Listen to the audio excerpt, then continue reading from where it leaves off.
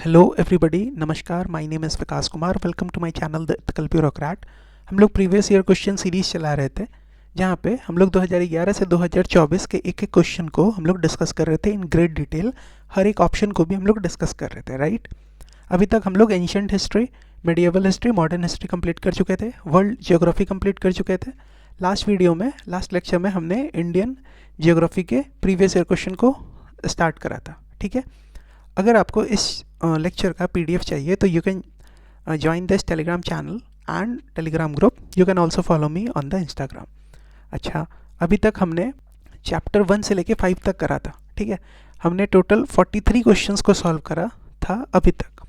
बाकी जो रिमेनिंग है 48 questions, that is chapter number 6 to लेके चैप्टर नंबर 8 तक, that is minerals and industries, agriculture in India and Indian map. ये तीनों चैप्टर को आज हम लोग इस वीडियो के थ्रू कंप्लीट करने का प्रयास करेंगे, राइट। टोटल 91 क्वेश्चंस थे। जब आज हम लोग 48 क्वेश्चंस कर लेंगे तो हमारा ये टोटल 91 क्वेश्चन सॉल्व हो जाएगा, ठीक है। Now the next chapter, that is chapter number 6, जो है वो क्या है, मिनरल एंड इंडस्ट्रीज। पहला क्वेश्चन देखते हैं क्या बोल रहा है। देखो, ये 2023 का क्वेश्चन है। क्या कह रहा है? Ilmenite and rutile abundantly available in certain coastal tracts of India. So ilmenite and rutile are rich sources of which one of the following? Aluminium, copper, iron and titanium. अगर आपको आता है तो ठीक, नहीं आता है तो इस पर तुक्काबाजी नहीं करना है, क्योंकि ये टफ क्वेश्चन है, ठीक है। इस पर आप ये लॉजिक से नहीं जा सकते हो कि जैसे bauxite is an ore of aluminium, तो फिर ये इल्मेनाइट एंड र्यूटाइल कैसे होगा? क्यों नहीं हो ही सकता है, किसको क्या पता है, ठीक है। अब इस तरीके के क्वेश्चन कैसे अपीयर होते हैं वो आप समझो। क्या होता है कि न्यूज़पेपर वगैरह में मान लो ये मिनरल वगैरह कुछ अगर है, मेंशन है न्यूज़पेपर में या कोई मैगजीन में, तो वहाँ से ये लोग उठा लेते हैं, ठीक है। डाउन टू अर्थ मैगजीन वगैरह हो गया, एंड उस वहाँ से फिर आपको ये क्वेश्चन को फ्रेम किया जाता है। दिमाग ज़्यादा नहीं लगाना है, ये सब क्वेश्चन जो है वो आपके सिलेक्शन को डिटरमाइन नहीं करेगा, ठीक है। तो आपको आता है तो ठीक, नहीं आता है तो भी ठीक। इसका आंसर क्या होगा? इसका आंसर होगा टाइटेनियम, ठीक है। तो अगले बार के लिए हमको गलत नहीं करना है, ये बहुत अच्छे से आपको दिमाग में रखना है, ठीक है। तो ilmenite and rutile are rich source of titanium, right. चलो, एक्सप्लेनेशन क्या है? सो हेवी मिनरल्स एंड, जैसे टोटल 7 मिनरल्स हैं, जैसे इल्मेनाइट, ल्यूकोजीन, ब्राउन ल्यूकोजीन ही ब्राउन इल्मेनाइट हो गया, ठीक है। तो एक हो गया ilmenite, leucoxene, rutile, zircon, sillimanite, garnet and monazite. अब इसमें जो ये इल्मेनाइट एंड र्यूटाइल है, ठीक है, ये 2 चीफ मिनरल्स है टाइटेनियम के, यही पूछा था मेरे से। And these are constituent of beach sand deposits found right from Saurashtra coast, जो कि गुजरात में है, in the west, to Digha coast in the West Bengal, जो कि ईस्ट में पड़ेगा, ठीक है। तो आपको वेस्ट से लेके ईस्ट तक आपको ये मिलेगा, कौन? इल्मेनाइट एंड र्यूटाइल, जो कि रिच सोर्स है किसका? टाइटेनियम का। क्लियर है बात? ना वैसे ही हम लोग मोनाजाइट के बारे में भी देखेंगे, किससे थोरियम मिलता है हमको। अभी एक क्वेश्चन आएगा, ठीक है, तो इसका तो हम लोग एक्सप्लेनेशन देख ही लिए। तो फर्स्ट का आंसर है डी, टाइटेनियम। क्वेश्चन नंबर 2 क्या कह रहा है? देखो, consider the following heavy industries. 2023 का क्वेश्चन है। कौन कौन से हेवी इंडस्ट्रीज का बात हो रहा है? Fertiliser, oil refineries and steel plant. हमसे क्वेश्चन क्या कह रहा है कि green hydrogen is expected to play a significant role in decarbonising how many of the above industries. मतलब ग्रीन हाइड्रोजन इनमें से कौन कौन, तीनों इंडस्ट्री में से कौन कौन इंडस्ट्री में डीकार्बनाइजिंग में मदद करेगा, मतलब कार्बन फुटप्रिंट को कम करने में मदद करेगा। कौन? Green hydrogen. तो इनमें से कौन कौन इंडस्ट्री में ग्रीन हाइड्रोजन को यूज़ किया जा सकता है? मतलब कि या तो हाइड्रोजन यूज़ हो रहा होगा, ठीक है, या फिर ऐसा कुछ यूज़ हो रहा होगा जिसके जगह पे हम लोग ग्रीन हाइड्रोजन यूज़ कर सकते हैं। तो ऑब्वियसली ग्रीन हाइड्रोजन आप यूज़ कर सकते हो ना फर्टिलाइज़र प्लांट में। क्यों?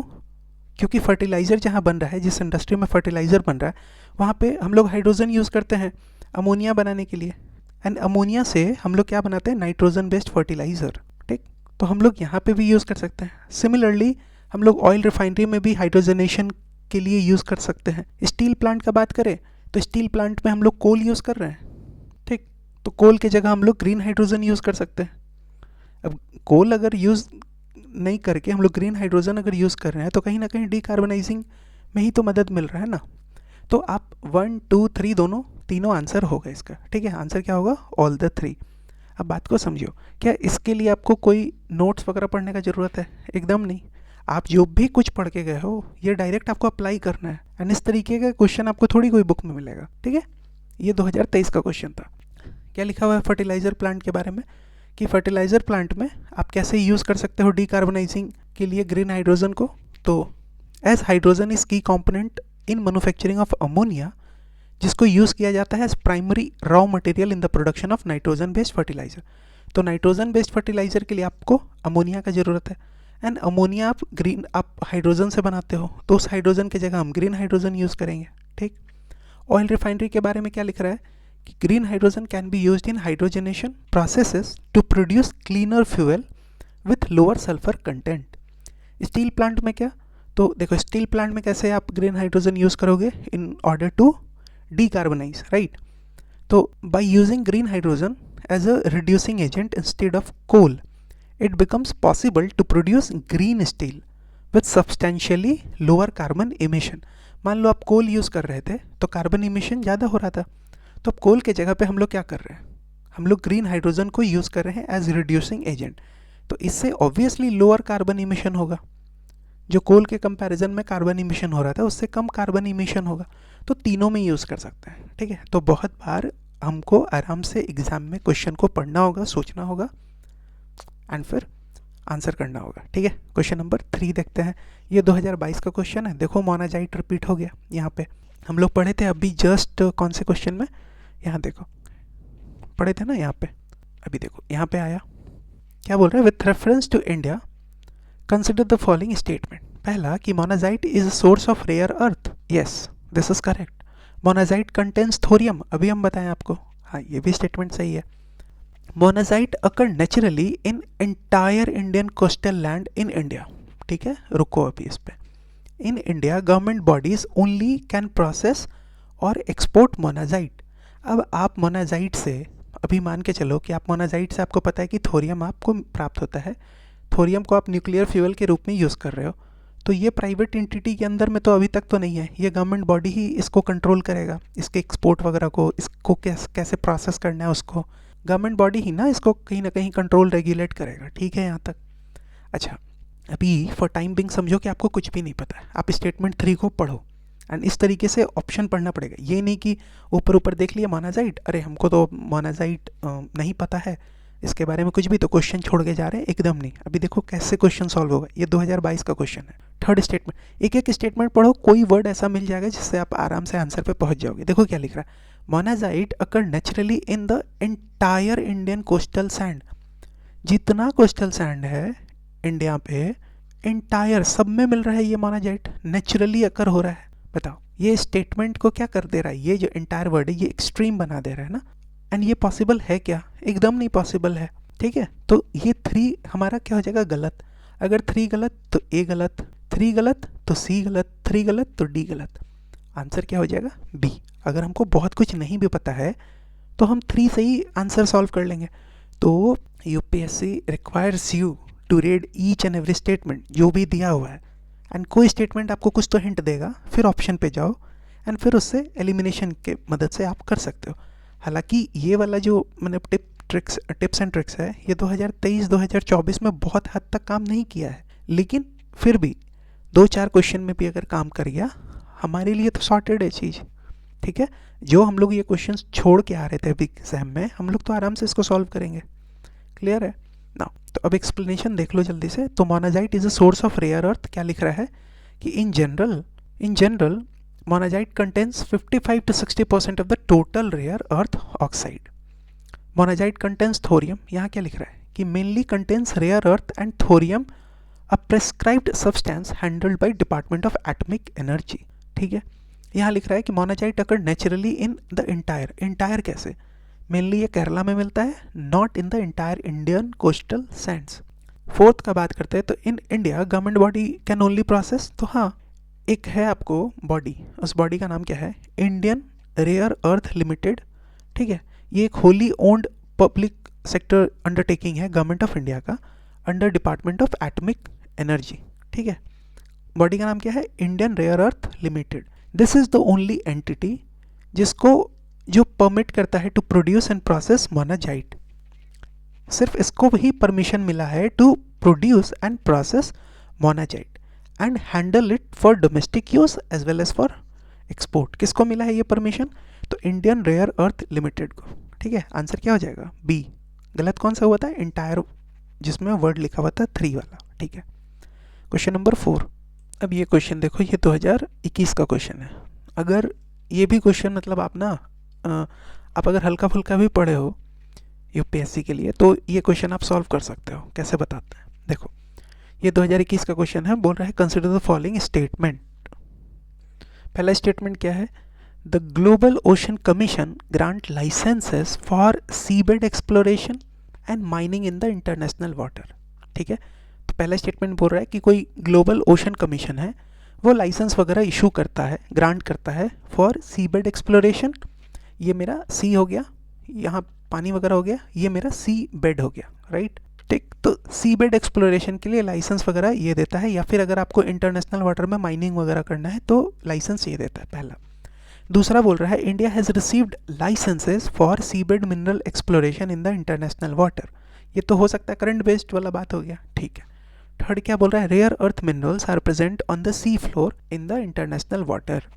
अब बात को समझो, देखो ध्यान से समझो। मान लो ये क्वेश्चन ऊपर ऊपर पढ़ के लगेगा कि हमको कुछ भी नहीं पता है, हो सकता है हम सॉल्व कर पाए नहीं कर पाए। हाँ, रेयर अर्थ मिनरल के बारे में अगर आप लोग पढ़े होंगे तो ये आप ठीक मानोगे कि हाँ 3 तो पक्का होगा, rare earth minerals are present on the sea floor in international water, ये आप सही मानोगे। आप एक बात बताओ, जब भी हम लोग सी बेड एक्सप्लोरेशन का बात करते हैं या फिर हम लोग mining in the international water, या छोड़ो ना सिर्फ इंटरनेशनल वाटर का ही बात करते हैं, तो हम लोग ओशनोग्राफी चैप्टर में हम लोग एनवायरनमेंट वाला जो PT 365 मॉड्यूल पढ़ेंगे, आप इस बार भी चेक कर लेना, वही सेम चीज़ आएगा। फिर ये तो ओशनोग्राफी ज्योग्राफी में हो गया। अच्छा, आप IR वाला जो PT 365 पढ़ेंगे उसमें हम लोग एक बॉडी के बारे में पढ़ते हैं। वो बॉडी का नाम क्या है? इंटरनेशनल सी बेड अथॉरिटी। ठीक है, तो हम लोग जैसे ही ये सी बेड एक्सप्लोरेशन या ये mining in the international water अगर पढ़ रहे हैं तो क्या हमारे दिमाग में ये बॉडी नहीं आना चाहिए? क्योंकि ये बॉडी हम लोग 50 बार पढ़ेंगे ये सारे जगह पे, ओशनोग्राफी चैप्टर में, एनवायरनमेंट वाला PT 365 में, IR वाला PT 365 में, ये सब जगह पढ़ेंगे। एंड ये बॉडी को इस्टेब्लिश किया गया था united nation convention on laws of seas, UN clause के तहत इसको इस्टेब्लिश किया गया था, इंटरनेशनल सीबेड अथॉरिटी को। तो फिर ये बॉडी का काम क्या रहेगा? अगर ये काम लाइसेंस वगैरह देना अगर काम जो है वो ग्लोबल ओशन कमीशन करेगा तो ठीक, तो हम लोग कहीं ना कहीं भी ये चीज़ को पढ़े ही होंगे। जो भी अगर यूपीएससी के लिए प्रिपरेशन कर रहा है, ओशनोग्राफी चैप्टर पढ़ रहा है, इन्वायरमेंट मॉड्यूल पढ़ा है, IR PT 365 पढ़ा है, तो वो आराम से जैसे सी बेड एक्सप्लोरेशन देखेगा उसके दिमाग में तुरंत आएगा इंटरनेशनल सी बेड अथॉरिटी। क्या आएगा? इंटरनेशनल सी बेड अथॉरिटी। तो वैसे ही स्टेटमेंट 1 मेरा गलत हुआ, जैसे स्टेटमेंट 1 गलत हमको आंसर मिल गया B, 2 एंड 3। ठीक है, that is India has received licences for sea bed mineral exploration in the international water. कहाँ पे? सेंट्रल इंडियन ओशन बेसिन में। ठीक है, दूसरा रेयर अर्थ मिनरल जो है वो प्रेजेंट होता है सी floor in the international water, ये भी स्टेटमेंट सही है, तो 2 एंड 3। ठीक है, तो जैसे ये ग्लोबल ओशन कमीशन ये फालतू का कुछ लिख दिया है, जबकि ये काम कौन कर रहा है? इंटरनेशनल सीबेड अथॉरिटी, जिसको united nation convention on laws of seas के तहत इस्टेब्लिश किया गया है। एंड इंडिया को लाइसेंस वगैरह जो मिला है कहाँ पे एक्सप्लोरेशन करने के लिए? तो सेंट्रल इंडियन ओशन बेसिन में। एंड ये रेयर अर्थ मिनरल जो कि आपको सी फ्लोर पे मिलता है इंटरनेशनल वाटर के, ये भी स्टेटमेंट सही है। नाउ क्वेश्चन नंबर 5, यहाँ पे बोल रहा है 2020 का ये क्वेश्चन है, consider the following minerals: bentonite, chromite, kyanite and sillimanite. देखो सिलीमेनाइट अभी हम लोग फर्स्ट वाले में पढ़े थे, ठीक है, फर्स्ट क्वेश्चन जो था उसी में पढ़े थे ये सिलीमेनाइट। अच्छा, तो यहाँ कुछ ये मिनरल्स के नाम दिए हुए हैं। क्वेश्चन क्या बोल रहा है कि in India which of the above is are officially designated as major mineral. तो एक बात को समझो, ये क्वेश्चन टफ है ना। मान लो मेजर मिनरल कुछ n नंबर होंगे, तो क्या आपको n नंबर मिनरल्स याद है कि हाँ ये n numbers of major mineral है, क्या वो सबका नाम आपको याद है? एकदम नहीं। एंड कोई भी उस वक्त नहीं बोल सकता है एग्ज़ाम के प्रेशर में कि ये होगा या ये नहीं होगा, या फिर ये होगा ये नहीं होगा, कोई नहीं बोल सकता है। तो ये टफ था। अभी फॉर टाइम बिंग आप लोग ये ध्यान कर लो कि क्रोमाइट, काइनाइट एंड सिलिमेनाइट ये जो है ये डिजिग्नेट किया गया है as major mineral by government, जबकि ये बेंटोनाइट है, इसको माइनर मिनरल के रूप में डिजिग्नेट किया गया है। ठीक है, वही सेम चीज़। तो बेंटोनाइट जो है ये मेजर मिनरल नहीं है। आंसर क्या होगा मेरे 2, 3, 4 डी। ठीक, तो ये सब क्वेश्चन देख के घबराना नहीं है, क्वेश्चन आएगा ना। ऐसा कैसे हो सकता है कि 100 का 100 क्वेश्चन आपको समझ में आए? होगा क्या एग्जाम में, होगा ये कि 100 में से ना कुछ 30 क्वेश्चन मैक्सिमम होंगे ना जिसका आंसर आपको 100% आता होगा, 100%। ठीक, बाकी के क्वेश्चंस पे आप कुछ में एलिमिनेशन लगा के पहुँचोगे, कुछ में आप मतलब बाकी कोई ट्रिक वगैरह लगाओगे, तब तो जाके ना मतलब तभी तो कट ऑफ जो है, मतलब अभी तो 100 के भी नीचे जा रहा है, तभी तो कट ऑफ जो है ना वो 100 अगर है, तब तो आप 100% श्योर है आपका सिलेक्शन होगा। तभी तो कट ऑफ मतलब 80s में जा रहा है, 85 में जा रहा है कट ऑफ। समझ में आ रहा है? तो हर क्वेश्चन के पीछे नहीं भागना, ये कुछ कुछ क्वेश्चन, ये सब क्वेश्चन नहीं डिसाइड करेगा सिलेक्शन को। लेकिन चूंकि एक बार पूछा है तो हमें मतलब आगे बार के लिए तैयार रहना है कि chromite, kyanite, sillimanite major mineral, bentonite minor mineral. Next question यहाँ पे बोल रहा है with reference to management of minor minerals in India consider the following statement. 2019 का ये क्वेश्चन है। अब देखो ये भी क्वेश्चन बहुत लंबा चौड़ा कुछ कुछ लग रहा होगा, लेकिन अगर शांति से सोचेंगे, शांति मन से सोचेंगे तो इसका आंसर हम लोगों को आराम से मिल जाएगा, आराम से। ठीक, देखो सबसे पहला बात क्या कह रहा है, एक सेकेंड, बोल रहा है with reference to management of minor mineral in India consider the following statement. पहला बोल रहा है कि sand is a minor mineral according to prevailing law in the country. वो लॉ का नाम क्या है? तो वो लॉ का नाम है माइंस एंड मिनरल एक्ट 1957। तो इस एक्ट के तहत सैंड जो है वो एक माइनर मिनरल है। यहाँ तक ठीक है? चलो, तो ये फॉर योर इन्फॉर्मेशन ये स्टेटमेंट सही है। दूसरा स्टेटमेंट क्या बोल रहा है कि state government have the power to grant mining leases of minor mineral. ठीक, but the power regarding the formation of rules related to grant of minor mineral lies with the central government.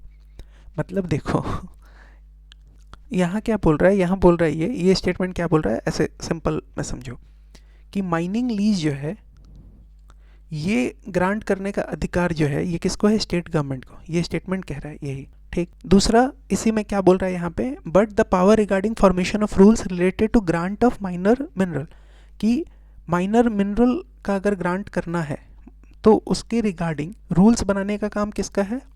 तो वो central government का है। ऐसा ये statement बोल रहा है। अब आप एक बात सोचो, ये माइनर मिनरल को किस तरीके से ग्रांट किया जाए इसके लिए रूल बनाना ये बहुत छोटा बात नहीं है। आप यहाँ माइनिंग लीज का काम दे रहे हो स्टेट गवर्नमेंट को। ठीक, माइनिंग लीज का आप काम, माइनर मिनरल के माइनिंग का जो लीज आप दे रहे हो, माइनिंग लीज, वो आप दे रहे हो स्टेट गवर्नमेंट को। ठीक है, ये ग्रांट स्टेट गवर्नमेंट कर सकता है। एंड आप बोल रहे हो कि माइनर मिनरल को किस तरीके से ग्रांट किया जाएगा उसका रूल सेंट्रल गवर्नमेंट बनाएगा। मतलब आप छोटा काम सेंट्रल गवर्नमेंट को दे रहे हो, बड़ा काम स्टेट गवर्नमेंट को दे रहे हो। ये सोच के भी देखो ये कभी मतलब पॉसिबल है? हो क्या सकता है? हो ऐसा कुछ सकता है कि कोई बड़ा काम जो है, बात को समझो ये बहुत इंपॉर्टेंट है क्योंकि ये घुमा के ही कुछ स्टेटमेंट दे रहा है एंड इसके लिए you don't need to have मतलब इसका नॉलेज। अब बस कॉमन सेंस के थ्रू इसको सॉल्व करने का प्रयास करो। मान लो कि कोई एक बड़ा कुछ कानून बनाया गया, तो वो कानून कौन बना सकता है? मान लो सेंट्रल गवर्नमेंट बना दिया, या कोई बड़ा काम है वो सेंट्रल गवर्नमेंट कर दिया।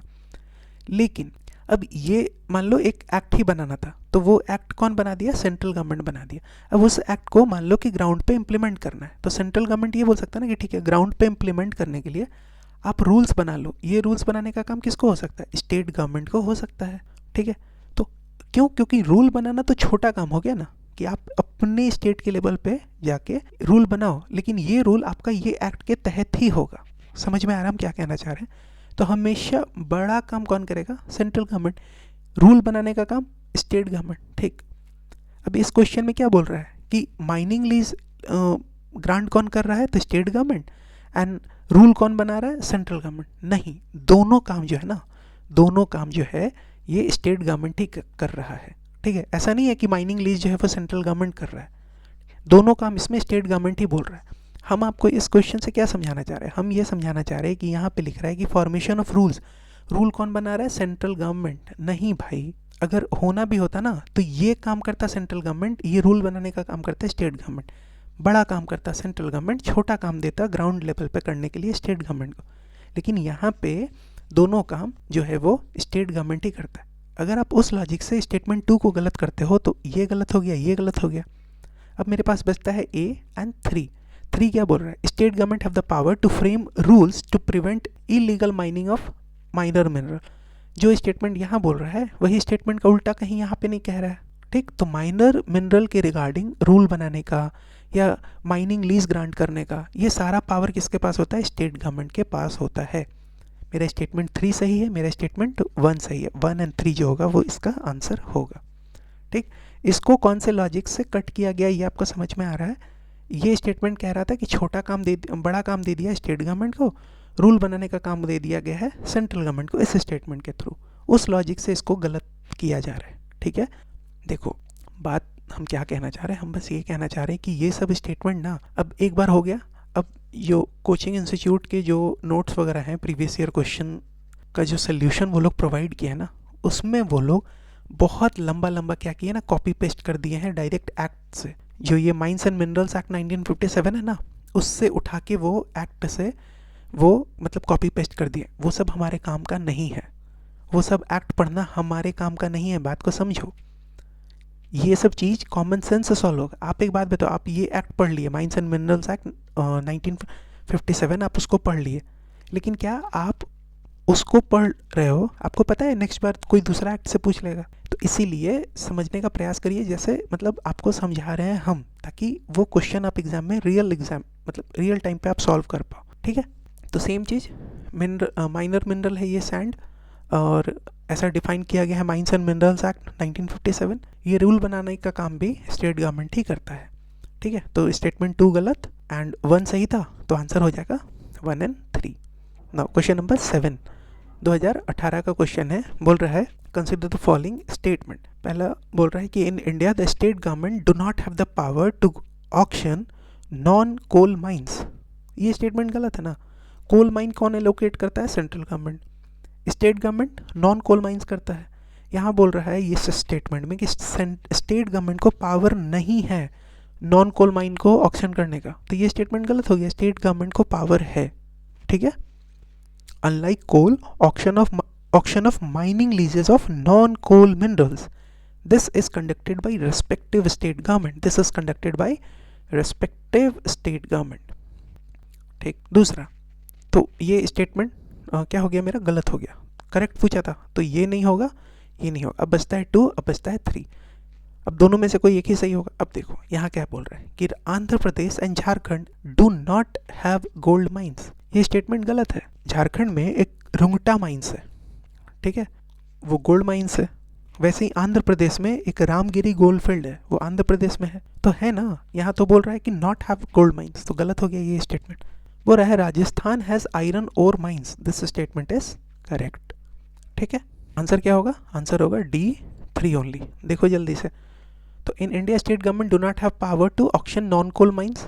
ठीक, तो ऐसा क्यों, ये स्टेटमेंट गलत क्यों है, क्योंकि unlike coal auction of mining lease of non coal mineral is conducted by respective state government.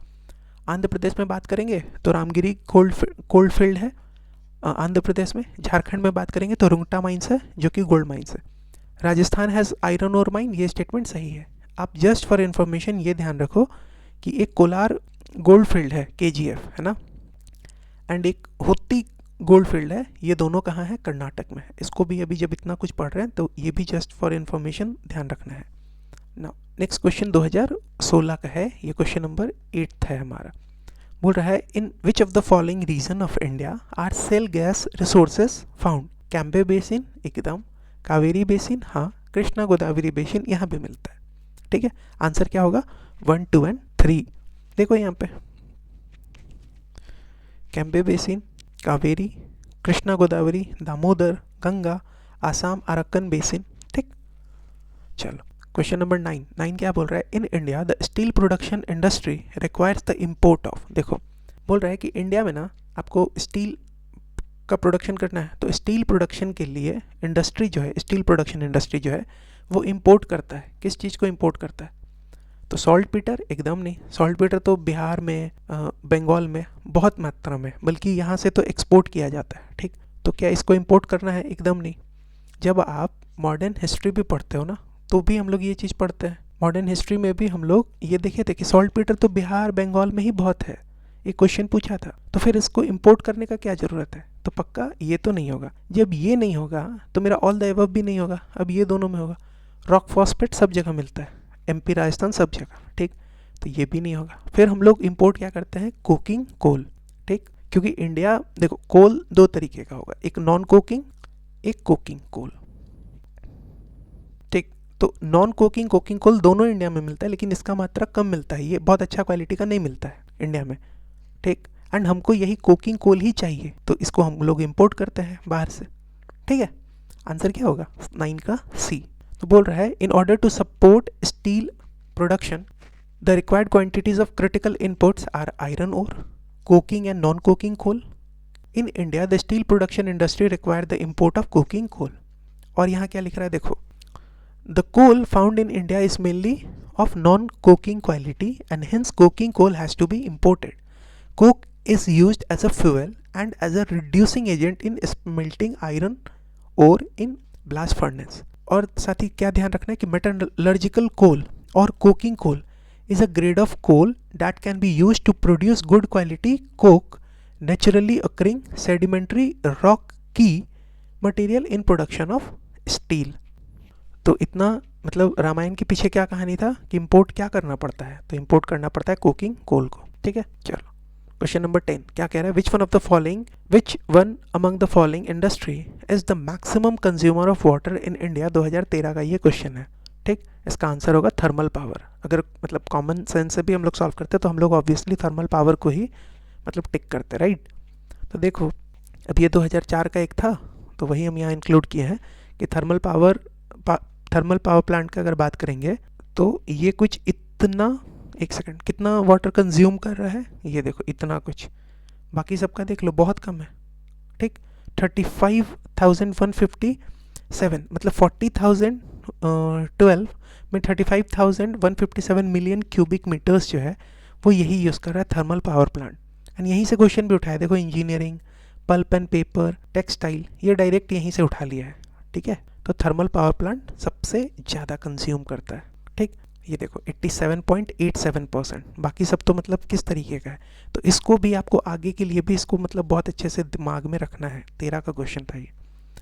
Now question number 11 बोल रहा है 2013 का है, कंसिडर द फॉलोइंग स्टेटमेंट। क्या बोल रहा है इसमें? नेचुरल गैस अकर इन गोंडवाना बेल्ट्स। देखो सबसे पहले तो ये बात दिमाग में रखो कि जैसे गोंडवाना रॉक या गोंडवाना कोल के बारे में आप पढ़ते हो, आपके दिमाग में तुरंत कोल आना चाहिए। ठीक है, तो आप गोंडवाना बेड को आप एसोसिएट करते हो कोल के साथ, राइट, नेचुरल गैस के साथ नहीं करते हो, तो ये स्टेटमेंट गलत। ठीक, दूसरा, माइका अकर इन एबंडेंस इन कोडरमा। कोडरमा कहाँ है? झारखंड में। ठीक, एंड ये स्टेटमेंट सही है। ठीक, जब मिनरल वाला चैप्टर पढ़ते हैं ना तो यही तो बार बार रिपीट भी हुआ है प्रीवियस ईयर में, तो हम लोग ये चीज़ रट ही लेते हैं। ठीक है, कि माइका झारखंड में, झारखंड में ही कोडरमा है एंड वहाँ पे हमको माइका बहुत मतलब ज़्यादा मात्रा में मिलता है, तो this statement is correct. Dharwar are famous for petroleum. नहीं, धारवाड़ अगर हम लोग पढ़ रहे हैं तो धारवाड़ जो है वो फेमस है आयरन के लिए, धारवाड़ फेमस है मैंगनीज एक्सेट्रा। ठीक, तो ये भी गलत हो गया। आंसर क्या होगा? 2 ओनली। ठीक है, चलो देखो, तो सबसे पहला नेचुरल गैस कहाँ? गोंडवाना बेट्स में मिलता है, ये गलत हो गया। गोंडवाना बेट से कोल को एसोसिएट किया जाता है, ये एक फेमस कोल फील्ड है। कोल फॉर्म हुआ कुछ 350 मिलियन ईयर अगो इन कार्बोनिफेरस एज, इसी को गोंडवाना कोल कहा गया।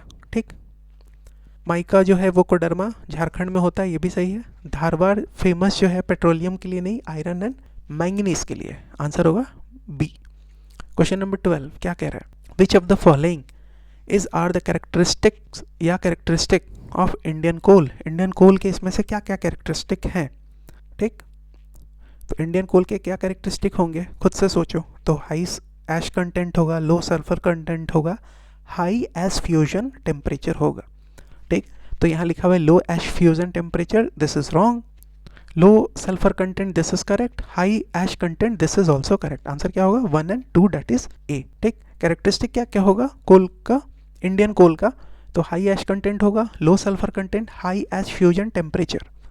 अच्छा, हाई एश कंटेंट जो है ये 35 to 45% होता है, जबकि बाकी वर्ल्ड के में जो कोल है वहाँ पे एश कंटेंट होता है 15% के आसपास. हमारे यहाँ पे 35 से 45% है. लो सल्फर कंटेंट है, हाँ 0.5% के आसपास है. ठीक. And low ash fusion temperature नहीं, हाई एश फ्यूजन टेम्परेचर जो है इंडियन कोल का कैरेक्टरिस्टिक है. अब ये fusion temperature, ash fusion temperature क्या होता है? तो एश फ्यूजन टेम्परेचर क्या है? तो ये एक ऐसा टेम्परेचर है ना जो कि जो कोल है, तो जो कोल में, एक सेकंड, ये कोल है, तो कोल में जो आपको ऐश है, this ash starts to melt and stick together, उसको ऐश फ्यूजन टेम्परेचर कहा जाता है. तो इंडियन कोल में ये ऐश फ्यूजन टेम्परेचर क्या होता है? हाई होता है. ठीक है.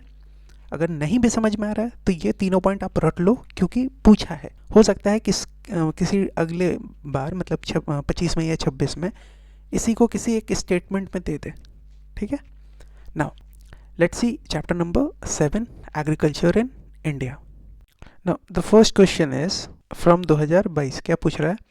बोल रहा है, एक सेकंड, क्या बोल रहा है कि consider the following state: Andhra Pradesh, Kerala, Himachal Pradesh, Tripura. ठीक. बोल रहा है how many of the above are generally known as tea producing state. अब एक बात देखो, टी के बारे में you need to know everything. Tea एक इम्पॉर्टेंट क्रॉप है इंडिया का, राइट. तो हमको सब कुछ पता होना चाहिए, कौन कौन से रीजन में, कौन कौन से स्टेट में प्रोड्यूस हो रहा है, क्या इसको टेम्परेचर चाहिए, कितना रेनफॉल चाहिए, ये सारा कुछ पता होना चाहिए. किस तरीके के सॉइल में हो रहा है, किस कौन से रीजन में हो रहा है, सब कुछ, राइट. तो टी प्रोड्यूसिंग स्टेट के रूप में कौन कौन जाना जाता है? तो आंध्र प्रदेश भी जाना जाता है, केरला, हिमाचल प्रदेश, त्रिपुरा, ये सारा जाना जाता है. आंसर क्या होगा? All the 4 states. ठीक है. So I have written everything for you पहले से ही कि this was introduce in India initially by the British. ठीक है. Tea plant grow well in tropical and sub tropical climates, endowed with deep and fertile, well drained soil, rich in humus and organic matter. ये आंध्र प्रदेश, केरला, हिमाचल प्रदेश, त्रिपुरा के साथ साथ waste Bengal, Tamil Nadu and Meghalaya, Uttarakhand में भी होता है. ठीक है. नाउ क्वेश्चन नंबर 2, देखो क्या कह रहा है. इसमें मतलब वही है जैसे इंपॉर्टेंट क्रॉप है ना, हम लोग का काम क्या है, देखो बात को समझो. टी हो गया, कॉटन हो गया, और क्या लिखा हुआ है? शुगर केन हो गया, जूट हो गया, राइस हो गया, वीट हो गया. ये सब इंपॉर्टेंट क्रॉप्स है ना, ये सब के बारे में तो मतलब एक एक चीज़ पता होना चाहिए. ठीक है. मतलब मिनिमम है ये सब, इतना पता ही होना चाहिए. ठीक. क्वेश्चन देखो 2020 का है. क्या बोल रहा है? ये क्वेश्चन को देख के ना कुछ नहीं, सिर्फ इतना भी, ये 210 फर्स्ट फ्री डेज, ये देख के ही तुरंत दिमाग में पता है कॉटन क्लिक करना चाहिए. ठीक है. बस यही, बाकी तो आप छोड़ भी दो, बाकी तो किसी और से भी मैच कर सकता है. बट दिस कि ये जो क्रॉप है ये एटलीस्ट 210 फ्रॉस्ट फ्री डेज इसको चाहिए होता है. ये सिर्फ कॉटन के लिए है. ठीक. आप एनसीईआरटी पढ़ लो या कोई स्टैंडर्ड नोट्स पढ़ लो, वहाँ आपको ये मिलेगा ही मिलेगा. ठीक है. सो सिंपल क्वेश्चन था. क्या कह रहा है वो देख लो एक बार कि द क्रॉप इज सब tropical in nature, a hard Frost is injurious to it. It requires at least 210 frost-free days and 50 to 100 centimeters of rainfall for its growth. A light, well-drained soil capable of retaining moisture is ideally suited for the cultivation of the crop. Answer क्या होगा? Cotton. ठीक है. चलो. So this is a kharif crop जिसको 6 से 8 महीना चाहिए होता है in order to mature. Major producing state कौन कौन से हैं? तो they are Maharashtra, Gujarat, Madhya Pradesh, Karnataka, Andhra Pradesh, Telangana, Tamil Nadu, Punjab, Haryana and UP. And यहाँ तो हम लोग बहुत सारे इसके फीचर्स देख ही लिए. ये हार्ड फ्रॉस्ट जो है इंजूरियस होता है, एटलीस्ट 210 फ्रॉस्ट फ्री डेज चाहिए. रेनफॉल का बात करें तो 50 to 100 सेंटीमीटर चाहिए. सॉइल कैसा चाहिए? तो वेल ड्रेन्ड सॉइल चाहिए. कैपेबल ऑफ रिटेनिंग मॉइस्चर, है ना. Ideally suited for the cultivation of the crop. कौन सा क्रॉप? तो कॉटन. हम लोग पढ़े हैं, लास्ट वीडियो में ही पढ़े थे, वो ब्लैक कॉटन सॉइल पढ़े थे ना. Deccan plateau, fissure volcanic rock, कुछ याद आ रहा है? ठीक है. चलो क्वेश्चन नंबर 3 क्या कह रहा है देखो. ये भी 2020 का क्वेश्चन है. क्या बोल रहा है? With reference to pulse production. Pulse माने दाल है ना, नॉर्मल भाषा में हम लोग दाल कह रहे हैं। तो with reference to pulse production in India consider the following statement. पहला बोल रहा है कि the black gram can be cultivated as both kharif and rabi crop. दूसरा बोल रहा है green gram alone accounts for nearly half of the pulse production. And third one is in the last 3 decades while the production of kharif pulses has increased, the production of rabi pulses has decreased। ठीक, तो अब पूछ रहा है कि which of the statement given above is are correct। अब देखो, अगर ये सब के आपको नाम हिंदी में पता होते हैं तो शायद थोड़ा सा आसान होता। जैसे ये ग्रीन ग्राम है ना, ये ग्रीन ग्राम किसको बोल रहे हैं, तो ये आपको मूंग दाल को बोलते हैं, राइट, मूंग दाल को। या वो मूंग हम लोग सुबह सुबह नहीं, वो हरा कलर का होता है, अंकुरित हो जाता है, ठीक है, उसको बोलते हैं। ठीक, तो आप एक बात बताओ, लिख रहा है कि green gram alone accounts for nearly half of the pulse production, मतलब जितना दाल हो रहा होगा, जितना भी पल्सेस हो रहा है, उसमें मूंग दाल 50% के आसपास है। खुद से सोचो, ऐसा हो सकता है क्या? अगर होना भी है तो वो येलो वाला होगा ना, जिसको तुअर दाल बोलते हैं, पीजन पी है ना, या चिकपी, जैसे काबुली चना हो गया, वो सब तो ज़्यादा मात्रा में यूज़ हो रहा है ना। मूंग दाल कहाँ होता है?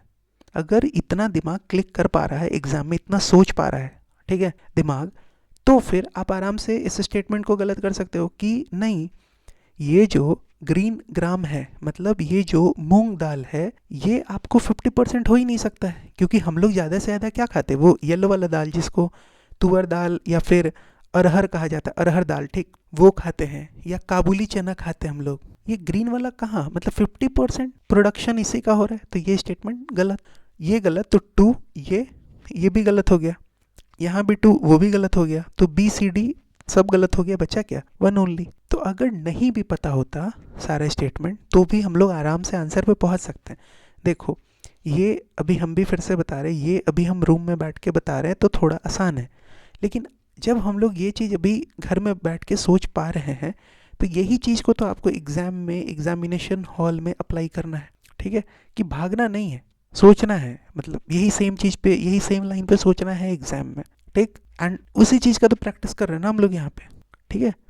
अच्छा, यहाँ तक समझ में आ रहा है? आंसर इसका क्या हो जाएगा, सिर्फ पहला स्टेटमेंट सही है, ठीक। अब एक एक करके देख लो। तो ये जो पहला स्टेटमेंट था कि black gram can be cultivated both has kharif and rabi crop, ये सही है, एंड इसको आपको ऐसा फैक्ट ध्यान रखना है, ठीक। ब्लैक ग्राम उड़द दाल को बोलते हैं शायद, ठीक है, उड़द दाल आप लोग सुने होंगे, इडली वगैरह बनता है इसको, साथ में चावल के साथ इसको फुला के इडली वगैरह बनता है, ठीक है। तो ये हो गया ब्लैक ग्राम, इसको खरीफ एंड राबी क्रॉप दोनों के रूप में इसको कल्टीवेट किया जा सकता है, दिस स्टेटमेंट इज करेक्ट। दूसरा जो है कि ग्रीन ग्राम, ये 50% नहीं है, ये नियरली 80% के आसपास है। ये चिक पी, मतलब काबुली चना, पीजन पी, दैट इज ये आपको अरहर या तुअर दाल, वो मतलब ज़्यादा कंज्यूम किया जाता है ना। तो ये ट्रिक था, मतलब इस ट्रिक से, अगर इस लॉजिक से चलते तो 2 गलत, 2 गलत, तो ये तीनों गलत, आंसर हम लोग पहुँच जाए। अच्छा, लास्ट क्या बोल रहा है कि इन the last 3 decades while the production of kharif pulses has increased, the production of rabi pulses has decreased, कि खरीफ pulses जो है वो increase हुआ है, राबी pulses decrease हुआ है, उल्टा लिख दिया है, खरीफ pulses actually decrease हुआ है मानसून डिले के कारण, एंड जो राबी pulses है वो decrease हुआ है, वो decrease ना होके वो increase हुआ है, ठीक है। खरीफ pulses जो है वो क्या हुआ है, decrease हुआ है, क्योंकि मानसून डिले है, रीज़न इसका, मानसून लेट से आ रहा है, उसके कारण, क्योंकि खरीफ वाले में पानी चाहिए, पानी लेट से आ रहा है, तो प्रोडक्शन कम हो गया, ठीक, डिले कम हो गया, एंड राबी वाला जो है वो एक्चुअल में इंक्रीज हुआ है, ठीक है, ये ध्यान रखना है। अच्छा, अब ये स्टेटमेंट क्या किया होगा, ये इकोनॉमिक सर्वे से हो सकता है उठा लिया होगा, लेकिन अगर ये स्टेटमेंट हमको नहीं भी पता है फिर भी तो हम लोग इस स्टेटमेंट के थ्रू आंसर पे तो पहुंच ही रहे हैं। तो कभी कभी ऐसा नहीं है कि हर एक स्टेटमेंट को पढ़ के एकदम समझना जरूरी है। कभी कभी क्या हो रहा है कि कोई स्टेटमेंट नहीं भी अगर समझ में आ रहा है या नहीं भी ध्यान है तो बाकी स्टेटमेंट पे थोड़ा फोकस करना है। एंड देखो, अभी यही लॉजिक, जैसे ये ग्रीन ग्राम मूंग दाल हो गया, तो ये मूंग दाल अगर पता है तो हम लोग समझ सकते हैं कि मूंग दाल ज़्यादा क्वांटिटी में नहीं कंज्यूम किया जाता है, तो उस लॉजिक से भी ये 50% वाला गलत होता।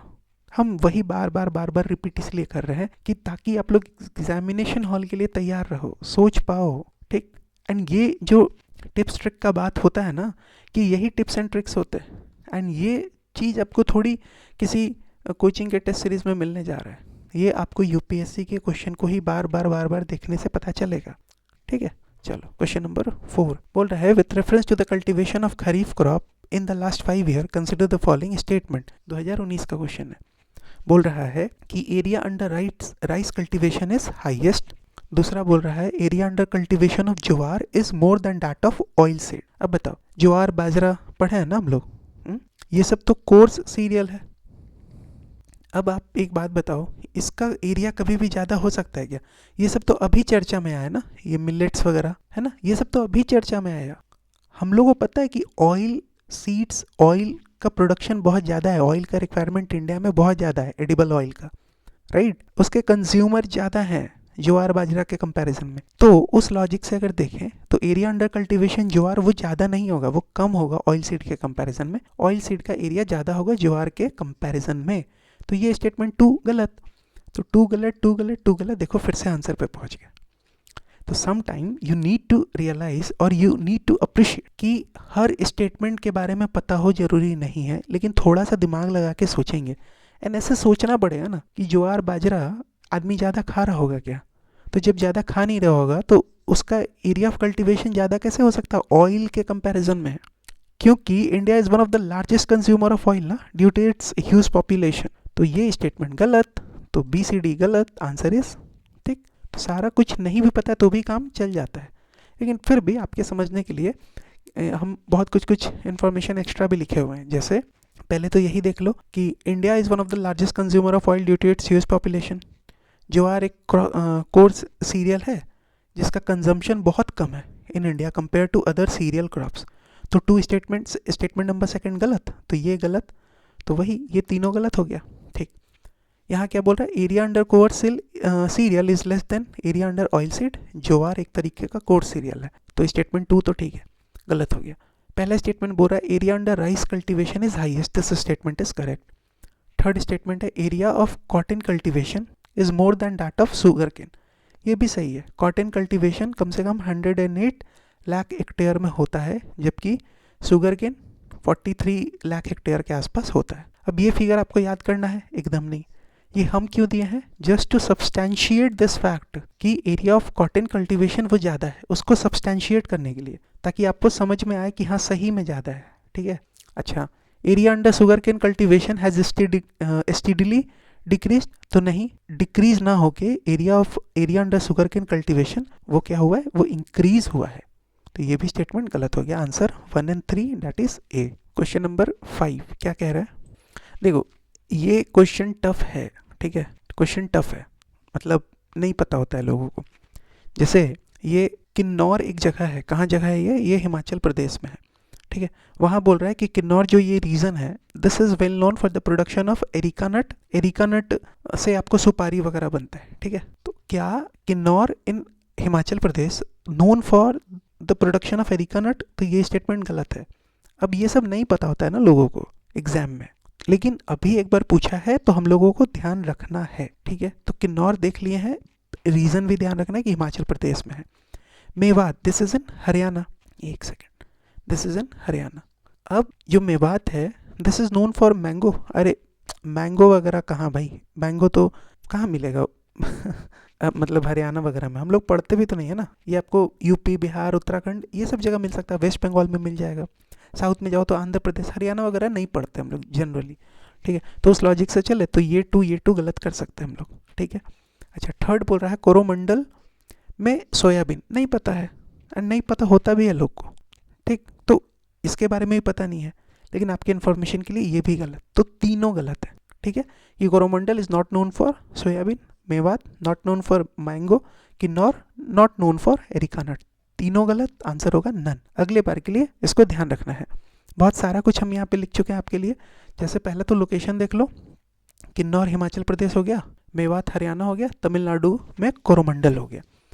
मैंगो के बारे में अगर बात करते हैं तो इंडिया रैंक करता है first in production. Andhra Pradesh, West Bengal, Karnataka, Kerala, Bihar, Uttarakhand, UP, इन सब जगह पे आपको मैंगो प्रोडक्शन देखने को मिलता है, राइट। एरिका नट के बारे में अगर बात करें तो areca nut palm is the source of betel nut या सुपाड़ी, जिसको पान में डाल के खाया जाता है, राइट। इंडिया लार्जेस्ट प्रोड्यूसर है एंड समटाइम्स लार्जेस्ट कंज्यूमर भी है। ठीक, एरिका नट के बारे में बात करें तो मेजर कल्टीवेटिंग स्टेट कर्नाटक में 40% के आसपास होता है, फिर केरला, आसाम, तमिलनाडु, मेघालय, वेस्ट बंगाल। ठीक, लेकिन हिमाचल प्रदेश में नहीं होता है एंड हमको यहाँ पे हिमाचल प्रदेश ही दिया था रीजन। ठीक, चलो अगले बार के लिए ध्यान रखना है एरिका नट के बारे में अगर कुछ आए तो इतना fact is more than sufficient, ध्यान रखना है। और क्या बचा, सोयाबीन। तो सोयाबीन कोरोमंडल से दिया हुआ था, Coromandel is in Tamil Nadu. Soybean के बारे में क्या लिख रहा है कि production is dominated in Maharashtra and MP 89% के आसपास। बाकी के 11% जो है वो राजस्थान, आंध्र प्रदेश, कर्नाटक, छत्तीसगढ़ एंड गुजरात में होता है। ठीक है, चलो क्वेश्चन नंबर 6 क्या बोल रहा है, इधर कुछ प्रोजेक्ट या प्रोग्राम के नाम दिए हुए हैं एंड इधर कुछ मिनिस्ट्रीज के नाम है। राइट, 2014 का क्वेश्चन है, हमसे पूछ रहा है कि इनमें से कौन सा पेयर जो है वो करेक्टली मैच्ड है। तो ड्राउट प्रोन एरिया प्रोग्राम, ये क्या मिनिस्ट्री ऑफ एग्रीकल्चर है? एकदम नहीं, ये मिनिस्ट्री ऑफ रूरल डेवलपमेंट है। कौन सा? Drought prone area programme ministry of agriculture नहीं है।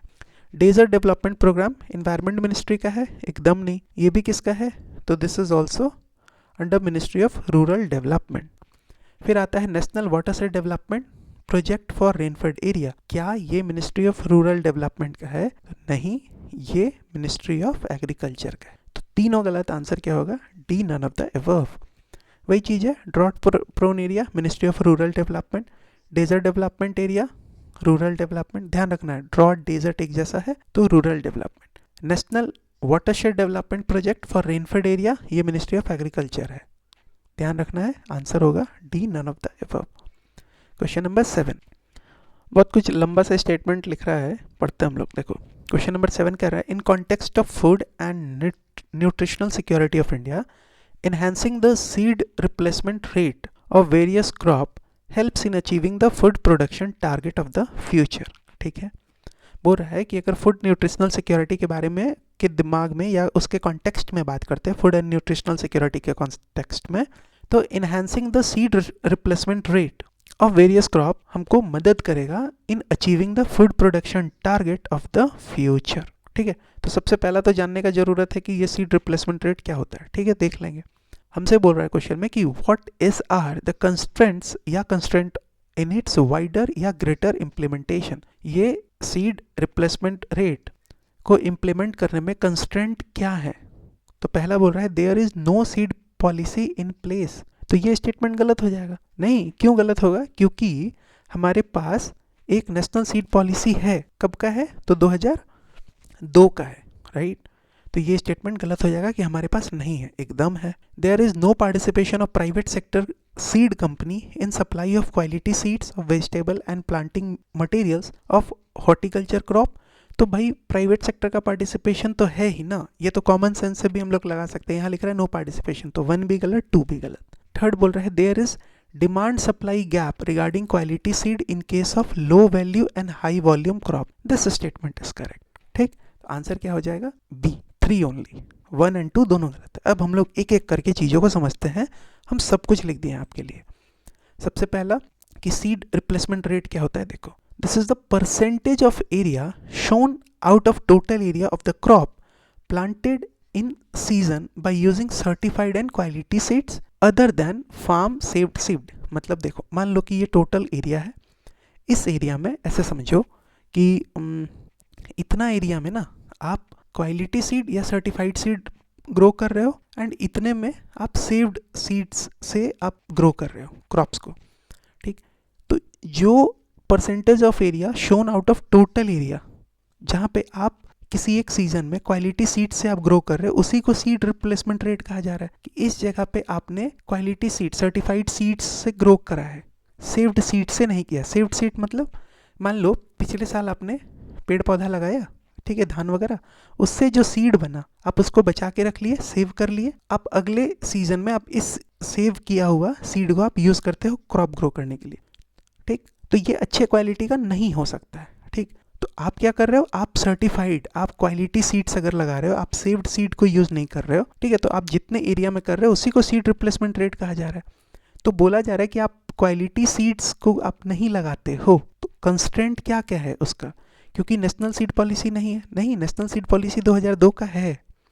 प्राइवेट सेक्टर का पार्टिसिपेशन नहीं है, नहीं। नेशनल सीड पॉलिसी के कारण एफडीआई आया सीड्स में, led to high participation of private sector seed company in supply, तो प्राइवेट सेक्टर भी सप्लाई कर रहे हैं सीड का, क्वालिटी सीड्स का, तो ये भी बात नहीं है। फिर प्रॉब्लम क्या है, प्रॉब्लम है there is demand supply gap regarding quality seeds in case of low value and high volume crops. ठीक, answer 3 only. Now question number 8 बोल रहा है improper handling and storage of cereal grains and oil seed result in the production of toxins called alpha toxins which are not generally destroyed by normal cooking process. तो alpha toxin किसके द्वारा produce होता है, 2013 का ये question है। तो alpha toxin जो है वो प्रोड्यूस होता है by certain kinds of fungi that are found naturally all over the world. अब ये फंगी ही तो माउल्स कहलाता है। तो आंसर क्या होगा कि जो अल्फा टॉक्सिन है वो प्रोड्यूस होता है माउल्स के द्वारा। ठीक, वही same thing I have written here कि these are produced by certain kind of fungi that is moulds that are found naturally all over the world.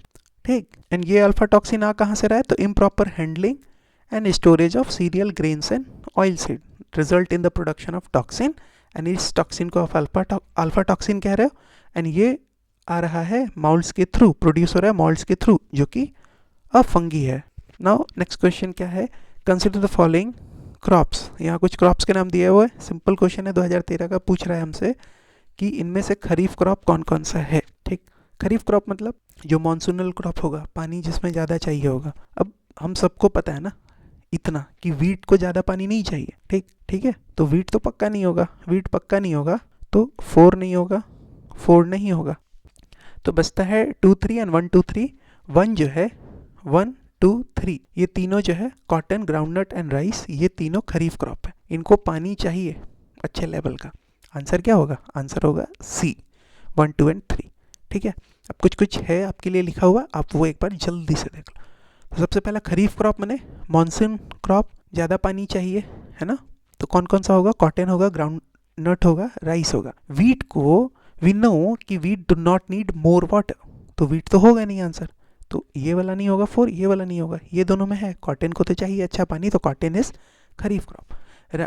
ठीक, राबी क्रॉप को हम लोग विंटर डिस्टर्बेंसेस से पानी मिल जाता है, माने विंटर रेनफॉल। अब ये विंटर रेनफॉल हम लोग बहुत अच्छे तरीके से पढ़े हैं, कहाँ पढ़े हैं बताओ, कि विंटर के टाइम नॉर्थ में ठंडा होगा तो हाई प्रेशर होगा, मेडिटेरेनियन सी के तरफ से वेस्टर्लीज आता है, वेस्टर्न पार्ट ऑफ इंडिया में बारिश करवाता है, तो जो हाई प्रेशर के कारण स्टेबल कंडीशन था वो बारिश होता है तो अनस्टेबल कंडीशन होता है, मतलब डिस्टर्बेंस क्रिएट हो रहा है। किसके कारण हो रहा है, वेस्टर्लीज के कारण हो रहा है, तो उसको वेस्टर्न डिस्टर्बेंस कहा जाता है, तो वहाँ से उसको पानी मिल जाता है, तो राबी को विंटर क्रॉप्स भी कहा जाता है।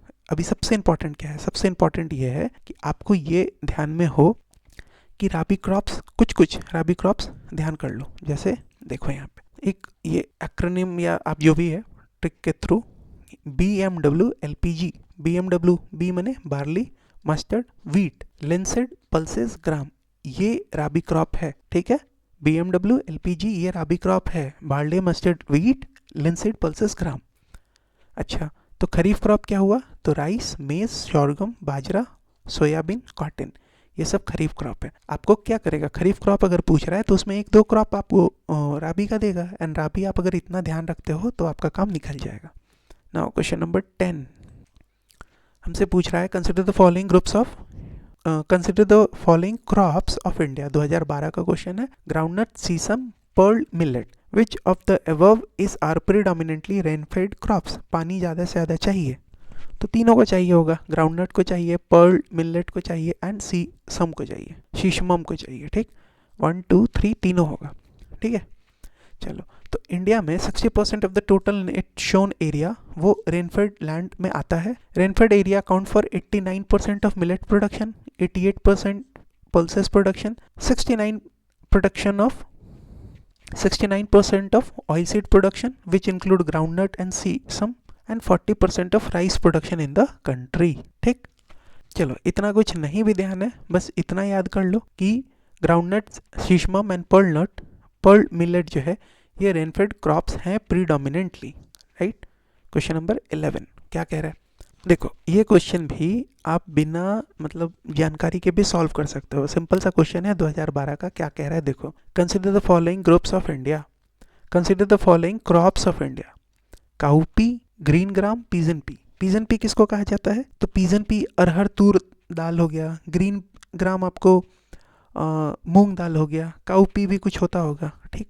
अब आप देखो मेरे से क्वेश्चन क्या पूछ रहा है, which of the above is are used as pulses, fodder and green manure. तो पल्सेस तो तीनों हो गया, हटा दो, फॉडर हटा दो, आप खाद के रूप में, ग्रीन मैन्योर के रूप में आप किसको यूज कर सकते हो?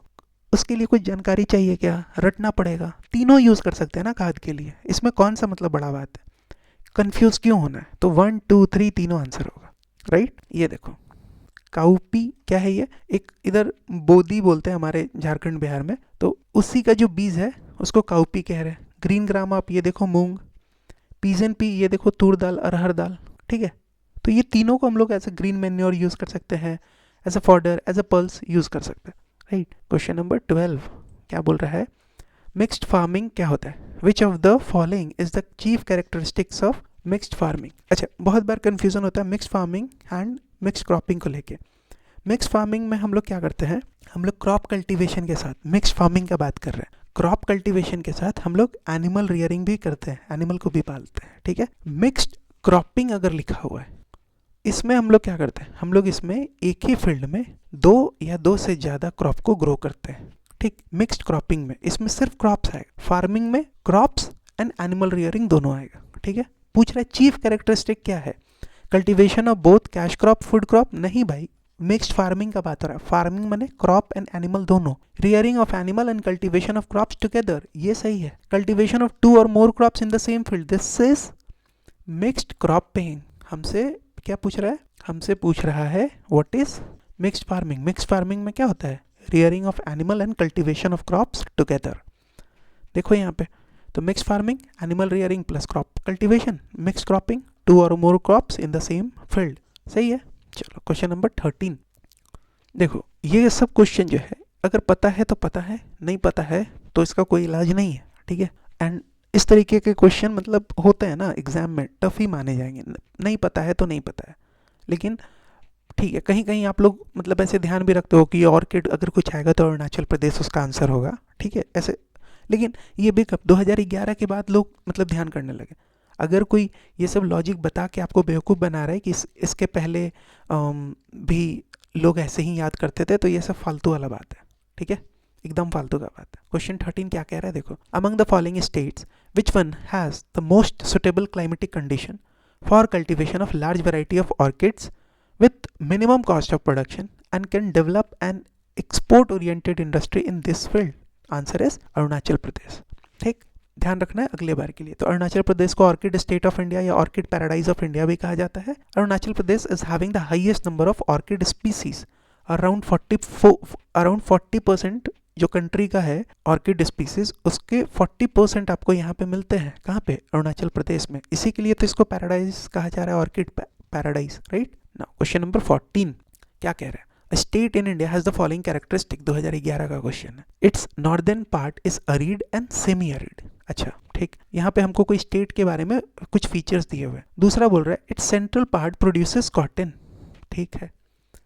Cultivation of cash crop is predominant over food crop. क्या हो रहा है, फूड क्रॉप के कंपैरिजन में कैश क्रॉप का कल्टीवेशन ज़्यादा हो रहा है, प्रीडोमिनेंट हो रहा है, ठीक है बात, ठीक।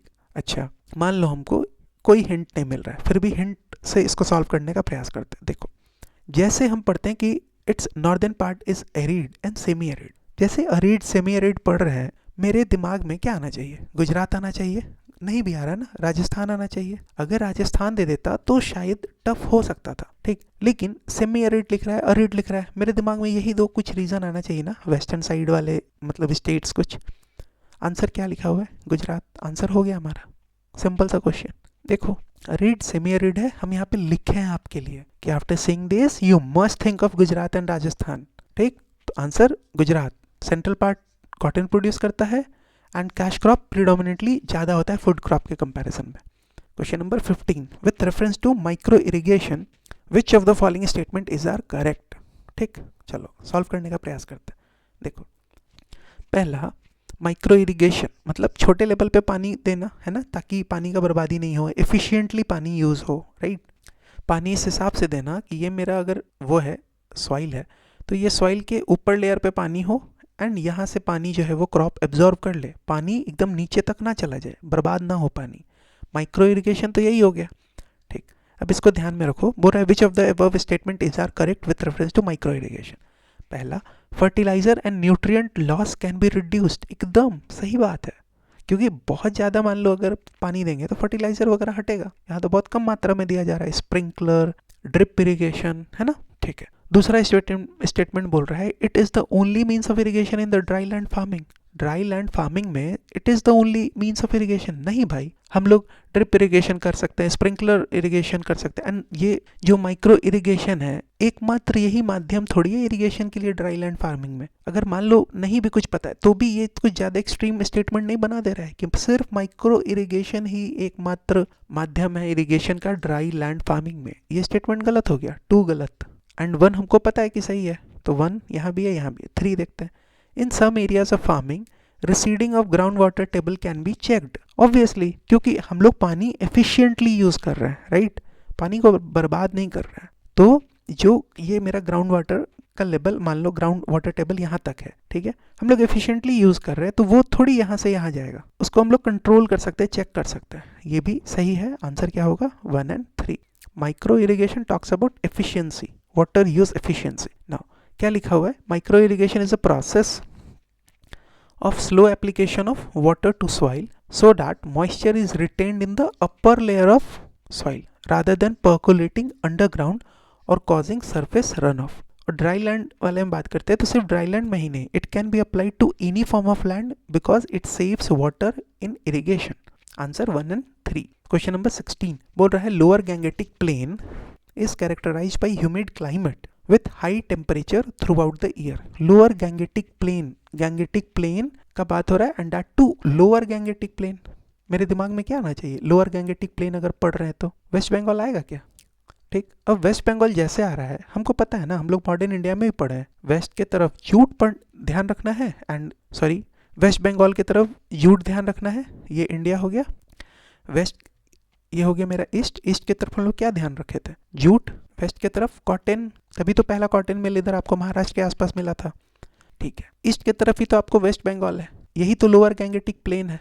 ठीक, तो जैसे लोअर गैंगेटिक प्लेन देख रहे हैं मेरे दिमाग में आना चाहिए वेस्ट बंगाल। वेस्ट बंगाल आ रहा है तो मतलब जूट वगैरह आना चाहिए। ठीक, कॉटन वगैरह आएगा क्या, एकदम नहीं, तो कॉटन इसमें है नहीं होगा। अब यहाँ है एंड यहाँ है, ठीक, जूट इसमें है अब सेलेक्ट करना है। हमको पहले भी पढ़ चुके हैं कि वीट को ज़्यादा पानी नहीं चाहिए, कम पानी चाहिए, लेकिन यहाँ तो क्लाइमेट ह्यूमिड है तो वीट होगा क्या, वीट को तो कम पानी चाहिए, तो ये तो हो नहीं सकता है, तो फिर बचता कौन सा है, पैडी। समझ में आया किस तरीके से सॉल्व करना है।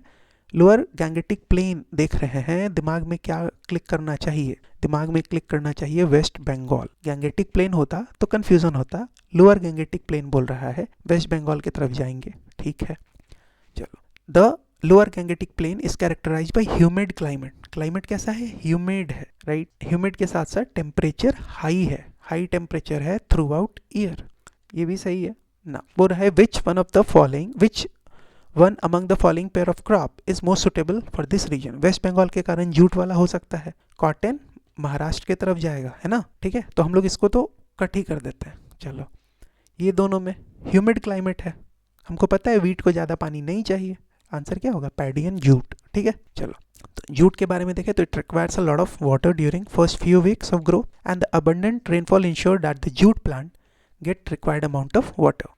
पैडी के बारे में बात करें तो it requires high temperature and a lot of water and high humidity in the region ensures that soil remain moist. Lower Gangetic plain से वेस्ट बंगाल दिमाग में रखना था, आंसर आता सी, पैडी एंड जूट। अभी क्या कह रहा है, क्वेश्चन नंबर 17 फ्रॉम 2011।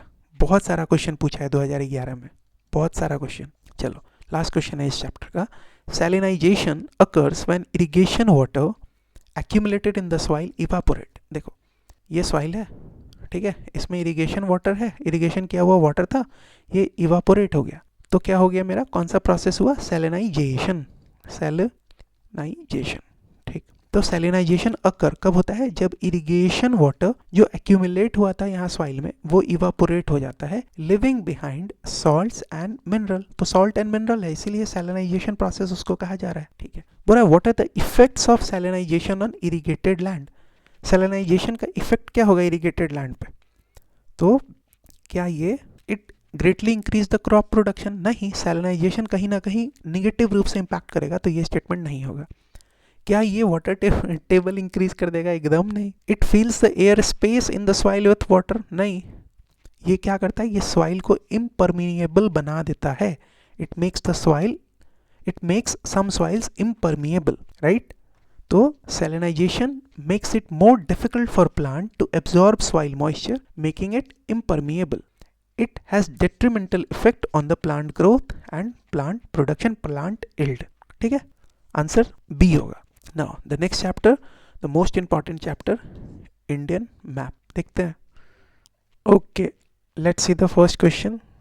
ये 2023 का क्वेश्चन है. ठीक है, क्या बोल रहा है? Consider the how many of the pairs are correctly matched. Consider the following pairs. How many pairs are correctly matched? एक तरफ पोर्ट दिया हुआ है, पोर्ट का नाम, एंड दूसरी तरफ दिया हुआ है कि ये पोर्ट किस चीज के लिए जाना जाता है, वेल नोन एज. पहला है Kamarajar port, first major port in India, registered as a company. Kamarajar port is the first major port in India, registered as company. This statement is correct. This pair is correct. अब obviously मतलब ये सब चीज़ लोगों को नहीं पता होता है, ठीक है, एंड उस लॉजिक से देखो तो ये टफ क्वेश्चन था, ठीक है, 2023 का. एंड ऑब्वियसली 2023 तो है रिसेंट ईयर का सबसे टफेस्ट पेपर था, ठीक है. तो अब आपको ज़्यादातर क्वेश्चन टफ ही दिखेंगे, तो ठीक है, ये भी क्वेश्चन टफ था, ठीक. हम लोग आगे अगर आ रहा है ये सेम क्वेश्चन, तो उस समय गलती ना हो उसके लिए कुछ कुछ इसके रिगार्डिंग हम लोग पढ़ लेंगे. तो एक इन्फॉर्मेशन तो ये मिल गया कि Kamarajar port is the first major port in India, registered as company. This is in Tamil Nadu. इतना बस अभी ध्यान रख लो. दूसरा, Mundra port. We all know Mundra port तो गुजरात में है. यहाँ कह रहा है कि this is the largest, Mundra port is the largest privately owned port in India. This statement is also, this pair is also correctly matched, ठीक. तीसरा क्या कह रहा है कि विशाखापट्टनम पोर्ट, ये कहाँ पे है? Andhra Pradesh, right. So Visakhapatnam port is the largest container port in India. This is wrong, ठीक है, ये रॉन्ग है. कौन कौन सा? 1 and 2 सही है. आंसर क्या होगा? ओनली 2 पेयर्स आर करेक्ट, ठीक है. देखो, फाइनेंशियल ईयर 2021 के पहले अगर देखेंगे ना, तो जवाहरलाल नेहरू पोर्ट ट्रस्ट जो है महाराष्ट्र वाला, फाइनेंशियल ईयर 21 के पहले अगर देखेंगे तो ये पोर्ट जो था वो लार्जेस्ट कंटेनर पोर्ट था. लेकिन अगर फाइनेंशियल ईयर 21 के बाद अगर देखते हैं तो मुंद्रा पोर्ट हो जाता है, जो कि गुजरात में है, ये लार्जेस्ट कंटेनर पोर्ट बन जाता है, ठीक है.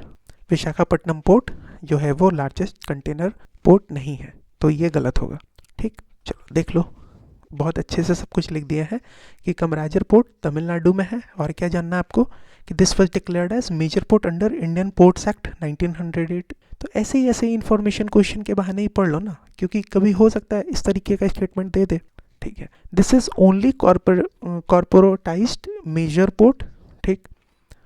अच्छा, मुंद्रा पोर्ट के बारे में क्या है कि this is in Gujarat and this is India's biggest commercial port by volume, has overtaken state run Jawaharlal Nehru port trust to become country's largest container gateway. वही सेम इन्फॉर्मेशन यहाँ पे भी, जहाँ पे लिखा हुआ था कि विशाखापट्टनम लार्जेस्ट कंटेनर पोर्ट है, तो ये तो गलत है. फाइनेंशियल ईयर 2021 के पहले जवाहरलाल नेहरू पोर्ट ट्रस्ट जो महाराष्ट्र में वो था लार्जेस्ट कंटेनर पोर्ट, लेकिन फ्रॉम 2021 फाइनेंशियल ईयर ये जो है मुंद्रा पोर्ट हो गया है. वही सेम इन्फॉर्मेशन हम लोग यहाँ भी पढ़े थे, ठीक है. चलो क्वेश्चन नंबर 2. एक तरफ आपको वेटलैंड दिया हुआ है या लेक दिया हुआ है, दूसरी तरफ लोकेशन दिया हुआ है, हमको बताना है. 2022 का ये क्वेश्चन है, ठीक. तो एंड ये क्वेश्चन बहुत हद तक करंट अफेयर से इंस्पायर्ड था, ठीक. आपको इंडियन मैपिंग के लिए क्या करना है, बहुत सिंपल सा तरीका है, हम बताते हैं आपको. एक तो PYQ में जितने भी लोकेशंस वगैरह हैं उन सबको कर लेना है, ठीक. दूसरा, PT 365 में भी लोकेशंस कुछ दिए रहेंगे, वो कर लेना है. अगर आप PYQ को कर लेते हो, एंड PYQ में भी सिर्फ UPSC का ही नहीं, UPSC के द्वारा जो CSE सिविल सर्विस एग्जाम हो रहा है, CDS एग्जाम हो रहा है, ठीक है, NDA के एग्जाम में अगर कोई लोकेशन बेस्ड क्वेश्चन है, उन सबको अगर आप कर लेते हो आराम से, मतलब एलिमिनेशन वगैरह मेथड को यूज़ करके हम लोग आंसर तक पहुंच सकते हैं, ठीक है. चलो, तो सबसे पहला यहाँ होकेरा वेटलैंड, दिस इज इन पंजाब, ऐसा लिखा हुआ है, ये गलत है. होकेरा वेटलैंड कहाँ पे है? जम्मू एंड कश्मीर में। एंड अब इसको याद रखना है ताकि अगली बार गलती ना हो। रेणुका वेटलैंड हिमाचल प्रदेश, दिया, this is correct. Rudrasagar lake ये त्रिपुरा में है, दिस इज ऑल्सो करेक्ट। फिर है ये सस्तम कोट्टा lake, this is Tamil Nadu, this is in Tamil Nadu, this is wrong, this is in Kerala. ठीक है, तो इस क्वेश्चन से आपको क्या समझना है? समझना ये है कि हर वेटलैंड का क्या लोकेशन है, उतना तो कम से कम दिमाग में रख लेते हैं। ठीक है, आंसर क्या होगा? Only 2 pairs are correct, that is 2 and 3। देख लो, जल्दी से देख लो। Hokera wetland Jammu Kashmir, Renuka Himachal Pradesh, Rudrasagar Tripura, Sasthamkotta lake it is not in Tamil Nadu but is in Kerala, right. चलो question number 3, with reference to India Didwana, Kuchaman, Sargol and Khatu are the names of. तो ये किसका नाम है? तो पहले तो ये जान लो कि ये जो चारों दिए हुए हैं ये चारों कहाँ हैं? तो ये चारों राजस्थान में है। पहला बात तो ये हो गया। दूसरा कि ये चारों हैं क्या? तो ये सलाइन लेक है। ठीक, अब ये टफ था, कोई डाउट नहीं है, नहीं पता होता है लोग को। ठीक है, नहीं पता होता है। तो चलो अभी आगे समय के लिए ध्यान रखना, 2021 का क्वेश्चन है। हो सकता है दिद्वाना सिर्फ रिपीट कर दे, खाटू रिपीट कर दे, सरगोल, कुचामन कुछ भी रिपीट कर सकता है ना अगले बार। तो ध्यान रखना ये सारा क्या है? राजस्थान में है। एंड ये सलाइन लेक है, तो सलाइन लेक को ही सॉल्ट लेक बोलते हैं। सारे के सारे ये राजस्थान में है। सॉल्ट लेक है क्या? तो देखो, एक ऐसा landlock body of water that has concentration of salt typically NaCl and other dissolved minerals significantly higher than most lake, often defined as at least 3 gram of salt per liter, उसको salt lake कहा जाता है। अब ये क्यों लिखे हम, ये 3 ग्राम्स ऑफ सॉल्ट पर लीटर ऐसा करके क्यों लिखे? ताकि इसी क्वेश्चन के बहाने कम से कम सॉल्ट लेक का एक आपको डेफिनेशन आपके दिमाग में हो, कि अचानक से कुछ अतरंगी सा अगर कुछ क्वेश्चन दे दिया तो कम से कम रहेगा कि हाँ हमने ये कहीं पढ़ा है, राइट। चलो question number 4, what is common to the places known as Aliyar, Ishapur and Kangsabati. तो ये जो कुछ प्लेसेस हैं, अलियार, ईसापुर एंड कांसाबाती, ये कॉमन क्या है? तो कॉमन क्या है कि ये तीनों जो हैं वो वाटर रिजर्वॉयर है। ठीक, अगले बार के लिए इसको याद रखना होगा। अलियार दिस इन तमिलनाडु, ईशापुर महाराष्ट्र में एंड कांसाबाती जो है ये वेस्ट बंगाल में। ठीक है, तो अलियार तमिलनाडु हो गया, ईशापुर महाराष्ट्र हो गया, कांसाबाती वेस्ट बंगाल, ये तीनों हैं क्या? तो वाटर रिजर्वॉयर है। नाम ध्यान रखना है, जितना लिखा हुआ है उतना ही ध्यान कर लो। ठीक है, बाकी कुछ भी डिटेल में पढ़ने का ज़रूरत नहीं है, टाइम पास होगा बस। क्वेश्चन नंबर 5 क्या बोल रहा है? The Barren Island volcano is an active volcano located in Indian territory. 2018 का ये क्वेश्चन है। पहला स्टेटमेंट सही है। दूसरा, Barren Island lies about 140 kilometres east of Great Nicobar. Great Nicobar से बहुत दूर है, ये 140 किलोमीटर के आसपास जो है ये पोर्ट ब्लेयर से दूर है। ठीक है, बैरन आइलैंड पोर्ट ब्लेयर से 140 के आसपास दूर है। अभी मैप दिखाएंगे तो पता चल जाएगा, ग्रेट निकोबार से तो बहुत दूर है ये। तो ये गलत हो गया, 2 गलत। ठीक है, the last time Barren Island volcano erupted was in 1991 and it has remained inactive since then. तो ये भी गलत है, क्योंकि यहाँ पे हमको दिखा है लास्ट शायद 2018 के आसपास हुआ था। ठीक, 1995 में हुआ है, 2005 में हुआ है, तो सिर्फ 1991 में नहीं हुआ है। 3 गलत, 3 गलत, 3 गलत। आंसर क्या होगा? 1 ओनली। सही है। चलो, तो बैरन आइलैंड के बारे में बात करेंगे तो दिस इज इंडिया का only active volcano. And Barren Island जो है ये 140 किलोमीटर है कहाँ से? पोर्ट ब्लेयर से। देखो, this is Port Blair, this is Port Blair, this is Barren Island. ठीक, ये देखो ग्रेट निकोबार कहाँ पे है। ठीक है, एंड लास्ट क्या बोल रहा था कि लास्ट टाइम जो है ये इरप्ट हुआ था 2018 में। इंटरमिटेंट एक्टिविटी देखने को मिला है इंक्लूडिंग इरप्शन, जैसे 1995 में, 2005 में, 2017-18 में भी हुआ है। मिला जुला के बात क्या है कि 1991 जो यहाँ लिखा हुआ है कि लास्ट टाइम उस वक्त इरप्ट हुआ था, नहीं, रिसेंटली भी हुआ है। चलो क्वेश्चन नंबर 6 क्या बोल रहा है? Which one of the following is an artificial lake. कौन सा है इसमें से आर्टिफिशियल लेक? आंसर क्या होगा? आंसर होगा, एक सेकेंड, आंसर होगा कोडाई कनाल, तमिलनाडु में। कोडाई कनाल जो है this is in Tamil Nadu and this is the artificial lake. ठीक, सही है। चलो, लोकेशन कम से कम ध्यान रखना है, कोडाई कनाल तमिलनाडु। अगले बार मैथ्स में पूछ ले तो गड़बड़ नहीं होना है। कोलेरू लेक आंध्र प्रदेश में, this is situated between Krishna and Godavari, West Godavari district of Andhra Pradesh. और क्या है कोलेरू के बारे में आपको क्या ध्यान रखना है कि Atapaka bird sanctuary part of Kolleru lake, ये जो है ये वर्ल्ड का लार्जेस्ट होम है फॉर स्पोर्ट बिल्ड पेलिकन। इस तरीके का स्टेटमेंट अपीयर हुआ है पहले भी एग्जाम में। एंड कोलेरू लेक जो है ये एक रामसर साइट है, ठीक। नैनीताल के बारे में क्या है कि this is the source of drinking water for Nainital town. Renuka Himachal Pradesh में है, ये एक रामसर साइट है। One of the popular temples of Himachal Pradesh, Renuka ji, is situated on the bank of this site, this Renuka lake, ठीक है। चलो आर्टिफिशियल लेक का बात हो रहा था, आर्टिफिशियल लेक ये है, ये तीनों नेचुरल है। बोल रहा है among the following cities which one lies on a longitude closest to that of Delhi, कौन सा होगा। अब ये क्वेश्चन रियल टाइम में सोचोगे तो ये बहुत टफ क्वेश्चन था, बहुत ज़्यादा टफ क्वेश्चन था ये, ठीक है। क्योंकि लोग ऐसे मतलब इमेजिन नहीं कर पाते हैं ना, मतलब विजुलाइज नहीं कर पा रहे हैं एग्जाम में, प्रॉब्लम होता है, ठीक है। तो हमसे क्या पूछ रहा है, अगर क्लोजेस्ट वाइज दिल्ली के कंपैरिजन में देखेंगे तो दिल्ली के क्लोज कौन होगा, आंसर होगा बेंगलुरु, ठीक है। देखो यहाँ पे एक सेकेंड, ये मेरा दिल्ली हुआ, ठीक, ये देखो एक सेकेंड, ये देखो ये बेंगलुरु, ये लाइन हुआ, ये हैदराबाद, ये नागपुर, ये पुणे, जो जो ऑप्शन में दिया हुआ था, ठीक है। तो सबसे अगर लॉन्गिट्यूड वाइज देखेंगे तो सबसे पास कौन हुआ, बेंगलुरु हुआ, ठीक है। अच्छा, और अगर लैटिट्यूड वाइज देखेंगे तो सबसे दूर बेंगलुरु हुआ। हमसे पूछा था कि लॉन्गिट्यूड वाइज सबसे क्लोजेस्ट कौन है, तो अगर ऐसे ऐसे लॉन्गिट्यूड खींचेंगे तो दिल्ली के पास वाले सबसे पास वाले कौन, मतलब के पास वाले लॉन्गिट्यूड में कौन सा सिटी आएगा, तो बेंगलुरु आएगा। यहाँ तक ठीक है। चलो दूसरा, आपके जस्ट इन्फॉर्मेशन के लिए, ये सब का कोई काम नहीं है, जस्ट ऐसे ही बताने के लिए आपको कि देखो दिल्ली का कुछ लॉन्गिट्यूड क्या है 77.1025 ईस्ट एंड ये भी 77.59 ईस्ट में है। दोनों बेंगलुरु एंड दिल्ली 77 है। हैदराबाद को 78 है, नागपुर 79 है, पुणे 73 है। तो ये सब हमारे काम का नहीं है। I have just written this to make you understand the things in a more simpler manner कि हाँ देखो ये सारा कुछ है, इसके कारण बेंगलुरु जो है वो दिल्ली के पास में है। बेंगलुरु एंड दिल्ली दोनों 77 डिग्री के आसपास है ईस्ट, ठीक। ये सब काम नहीं है, काम है कि आप कम से कम मेजर सिटीज़ को विजुअलाइज करके रखो, कि जैसे एक रफ मैप बनाओ इंडिया का, है ना, एंड वहाँ पे देखो ऐसे कि श्रीनगर यहाँ है, जम्मू यहाँ है, अमृतसर यहाँ है, दिल्ली इधर है, पुणे इधर है, सूरत इधर है, ठीक है, अहमदाबाद इधर है, ठीक, हैदराबाद इधर। इस तरीके से एक पिक्चर बना लो, रफ मतलब लमसम रफ पिक्चर, ठीक है। क्वेश्चन नंबर 8 बोल रहा है if you travel by road from Kohima to Kottayam, पहले तो ये बता दो कि कोहिमा कहाँ है। कोहिमा है ना, आपको माँ याद आ जा रही है, ठीक। तो ये किसका कैपिटल होगा, नागालैंड का। नाग मतलब सांप, नाग देख के मम्मी याद आ गई, माँ याद आ गई, ऐसे।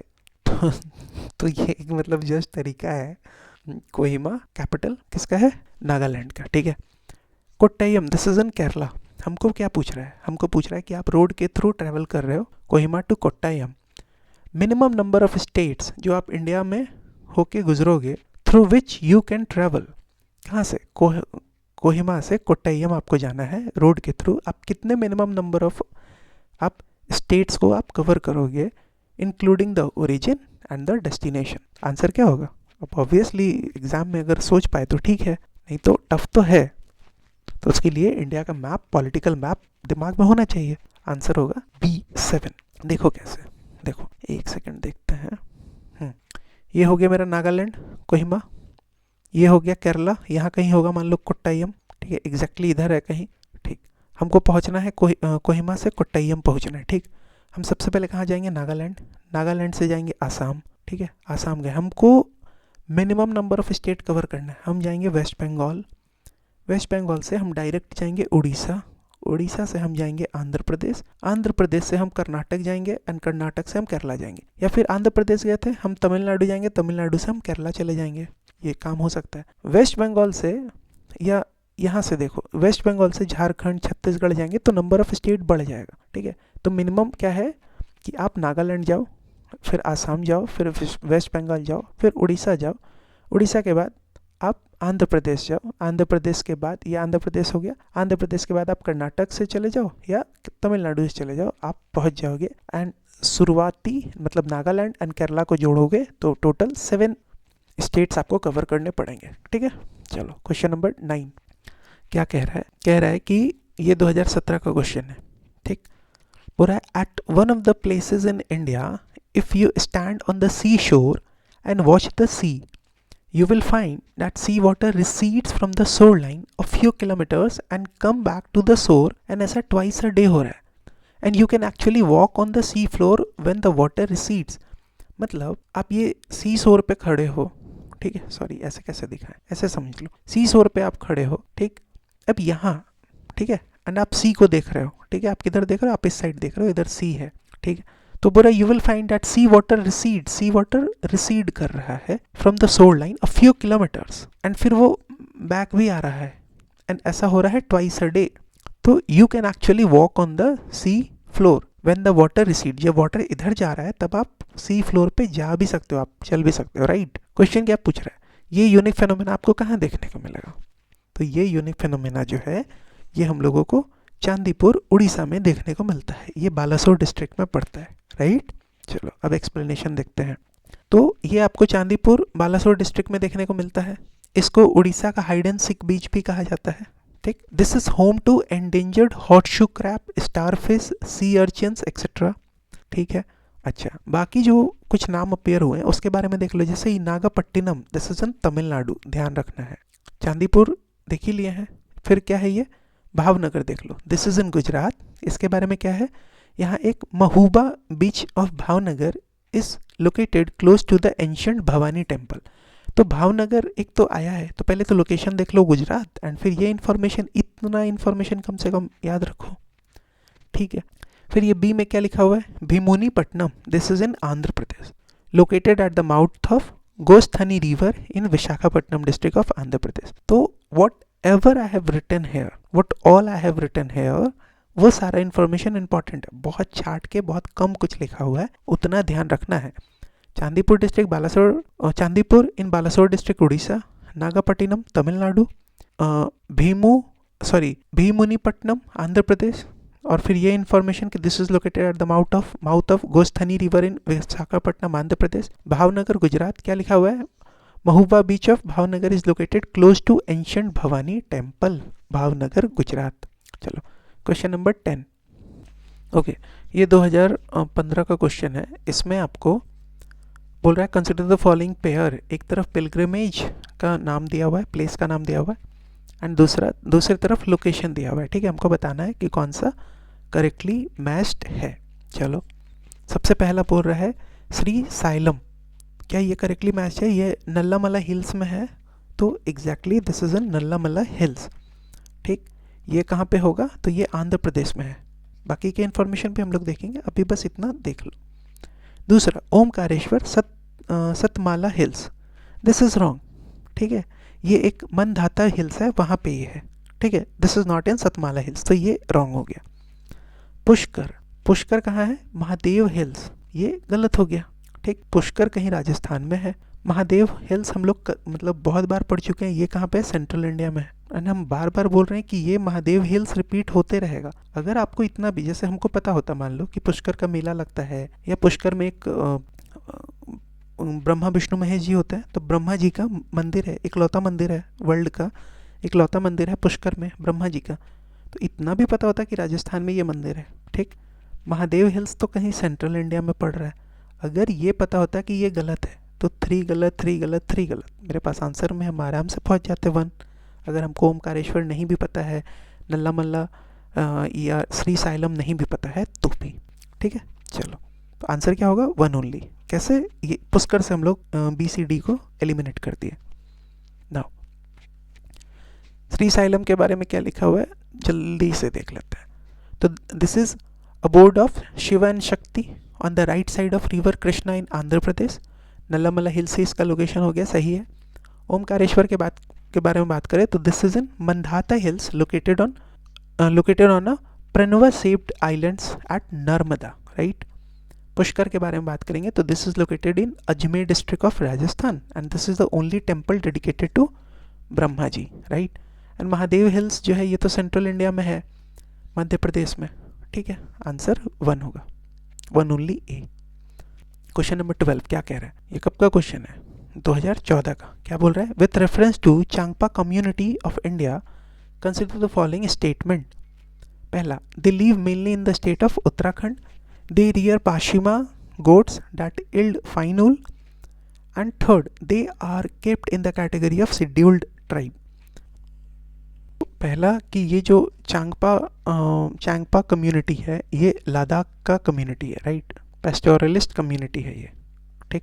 तो उत्तराखंड का तो हुआ नहीं, गलत हो गया, 2 गलत, तो ये गलत, ये गलत, सॉरी 1 गलत ना, तो ये गलत एंड ये गलत। अब बचता है, तो इसका मतलब 3 तो पक्का सही है। 2 के बारे में कि they rear pashmina goat that yield fine wool, तो ये भी स्टेटमेंट सही है। अब देखो हुआ क्या, ये जब कम्युनिटी के बारे में मतलब एक बार आ गया, तब से टेस्ट सीरीज़ वाले इस तरीके के क्वेश्चन को बहुत ज़्यादा इंक्लूड करने लगे, ठीक है। इस कम्युनिटी से भी रिलेटेड क्वेश्चन को इंक्लूड करने लगे तब से। उस समय के हिसाब से देखेंगे तो टफ था ये, राइट।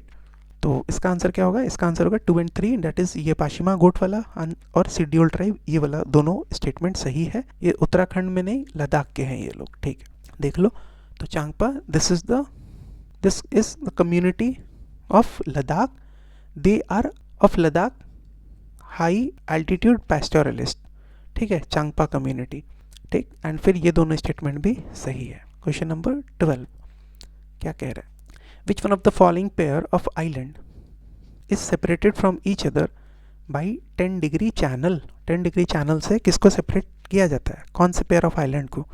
सिंपल क्वेश्चन था, एंड ये उस साल का शायद सबसे सिंपल क्वेश्चन रहा होगा, क्योंकि ये सब कुछ फैक्ट्स है जो एकदम मतलब दिमाग में रहने चाहिए, है ना। ऐसे कोई बोले एंड तुरंत मुंह से निकलना चाहिए। 10 डिग्री चैनल तुरंत दिमाग में क्लिक करना चाहिए, अंडमान निकोबार आइलैंड, ठीक है। तो 10 डिग्री चैनल ये देखो, ये Andaman Nicobar 10 degree channel. Similarly अगर 9 डिग्री चैनल पूछता है तो ऊपर लक्षद्वीप हो जाएगा, नीचे मिनिकॉय आइलैंड हो जाएगा, ठीक।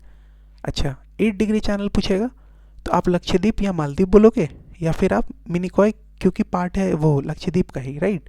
तो 8 डिग्री पूछ रहा है तो आप बोलोगे इंडिया मालदीव या फिर लक्षद्वीप मालदीव। तो 8 डिग्री के बारे में बात करें तो maritime boundary between Maldives and India separates island of Minicoy and Maldives.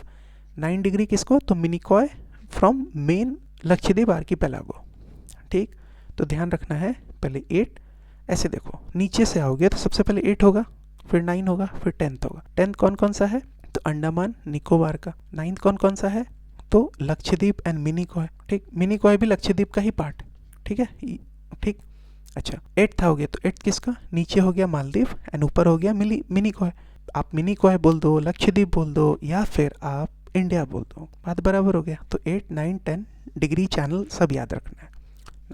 Question number 12, यहाँ कुछ टाउन्स के नाम दिए हुए हैं एंड आपसे पूछ रहा है भद्राचलम, चंदेरी, कांचीपुरम एंड करनाल। बोल रहा है which of the above are famous for the production of traditional saris and fabrics, ठीक।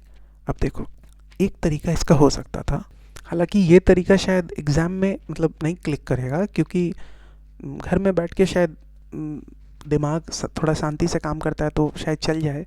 एग्ज़ाम में थोड़ा प्रेशर है और इस तरीके का सिचुएशन है तो टफ है, लेकिन चलो ठीक है। देखो, भद्राचलम जब आप पढ़ लोगे ना सारा सब्जेक्ट अपना, तो आप इतना शायद समझा सकते हो खुद को कि भद्राचलम टेम्पल वगैरह से जुड़ा हुआ है। करनाल आप सारा कुछ पढ़ते हो इकोनॉमिक्स या फिर जियोग्राफी में भी, तो आप कहीं ना कहीं पढ़ लोगे कि करनाल मिल्क से जुड़ा हुआ है, ठीक। अगर आपको ये भी पता है कि भद्राचलम टेम्पल से जुड़ा हुआ है, तो देखो ये कटेगा, ये कटेगा, ये कटेगा, बचेगा 2 and 3। चंदेरी एंड कांचीपुरम मान लो कुछ लोग को नहीं भी पता होगा, चंदेरी साड़ी तो पक्का होगा, मैंने 2 तो पक्का होगा, एंड 2 इसमें है, इसमें है, इसमें है। आंसर क्या होगा हमारा 2 and 3, क्योंकि भद्राचलम टेम्पल से जुड़ा हुआ है, ठीक। लेकिन एग्ज़ाम में इतना दिमाग काम नहीं करता है, तो एग्ज़ाम के हिसाब से देखेंगे तो ट्रेडिशनल साड़ीज़ के लिए कौन फेमस है, तो उस हिसाब से क्वेश्चन टफ हो जाता है, ठीक है। हमको नहीं पता ना, हो सकता है भद्राचलम भी हो फेमस, एक बात हम बोल रहे हैं, ठीक है। तो ऐसा है, चलो देख लेते हैं जल्दी से what all I have written here. तो सबसे पहला तो Chanderi, this is in MP and this is famous for hand woven saris. Production of Chanderi sari has provided with GI tag, ठीक है। And this is also famous for ancient Jain temple, ये भी ध्यान रखना है चंदेरी, क्योंकि एक बार एग्जाम में आ चुका है, आया है ना 2014, तो अगले बार के लिए ध्यान रखना है। This is also famous for ancient Jain temple.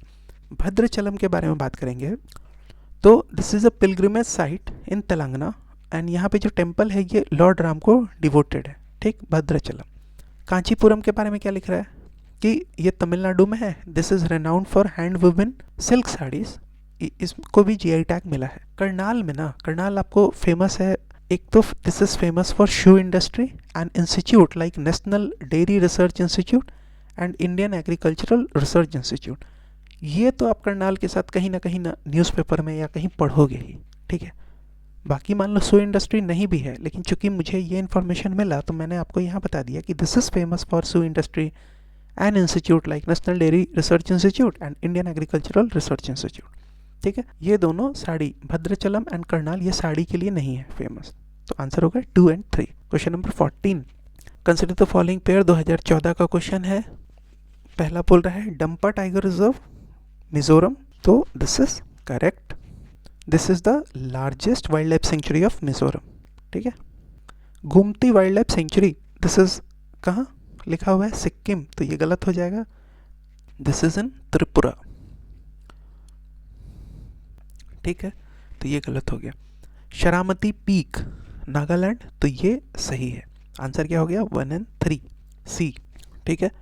तो Dampa tiger reserve, this is in Mizoram, this is correct. ये मिजोरम का लार्जेस्ट वाइल्ड लाइफ सेंचुरी है। Gomati wildlife sanctuary, this is in Tripura, not in Sikkim.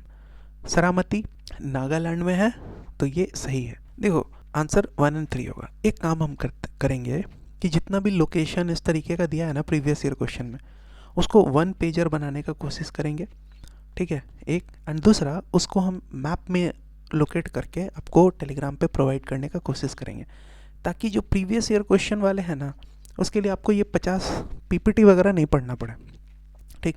ये काम हम लोग उस वक्त भी कर सकते हैं जब जनवरी से हम लोग पढ़ेंगे, ठीक है, क्योंकि I have already told you कि हम लोग जो जनवरी से पढ़ेंगे ना, वो प्योरली प्रीवियस ईयर क्वेश्चन के बेसिस पे होगा, ठीक है। जस्ट हम लोग सिर्फ इन्फॉर्मेशन गैदर नहीं करेंगे for the sake of gathering the information, right. हम लोग पढ़ेंगे प्रीवियस ईयर क्वेश्चन को बेस बना के प्रॉपर तरीके से, तो उस वक्त हम ये सारा कुछ कोशिश करेंगे कि 1 पेजर नोट के थ्रू आपको दे दिया जाए, ठीक है। चलो क्वेश्चन नंबर 15 देखते हैं।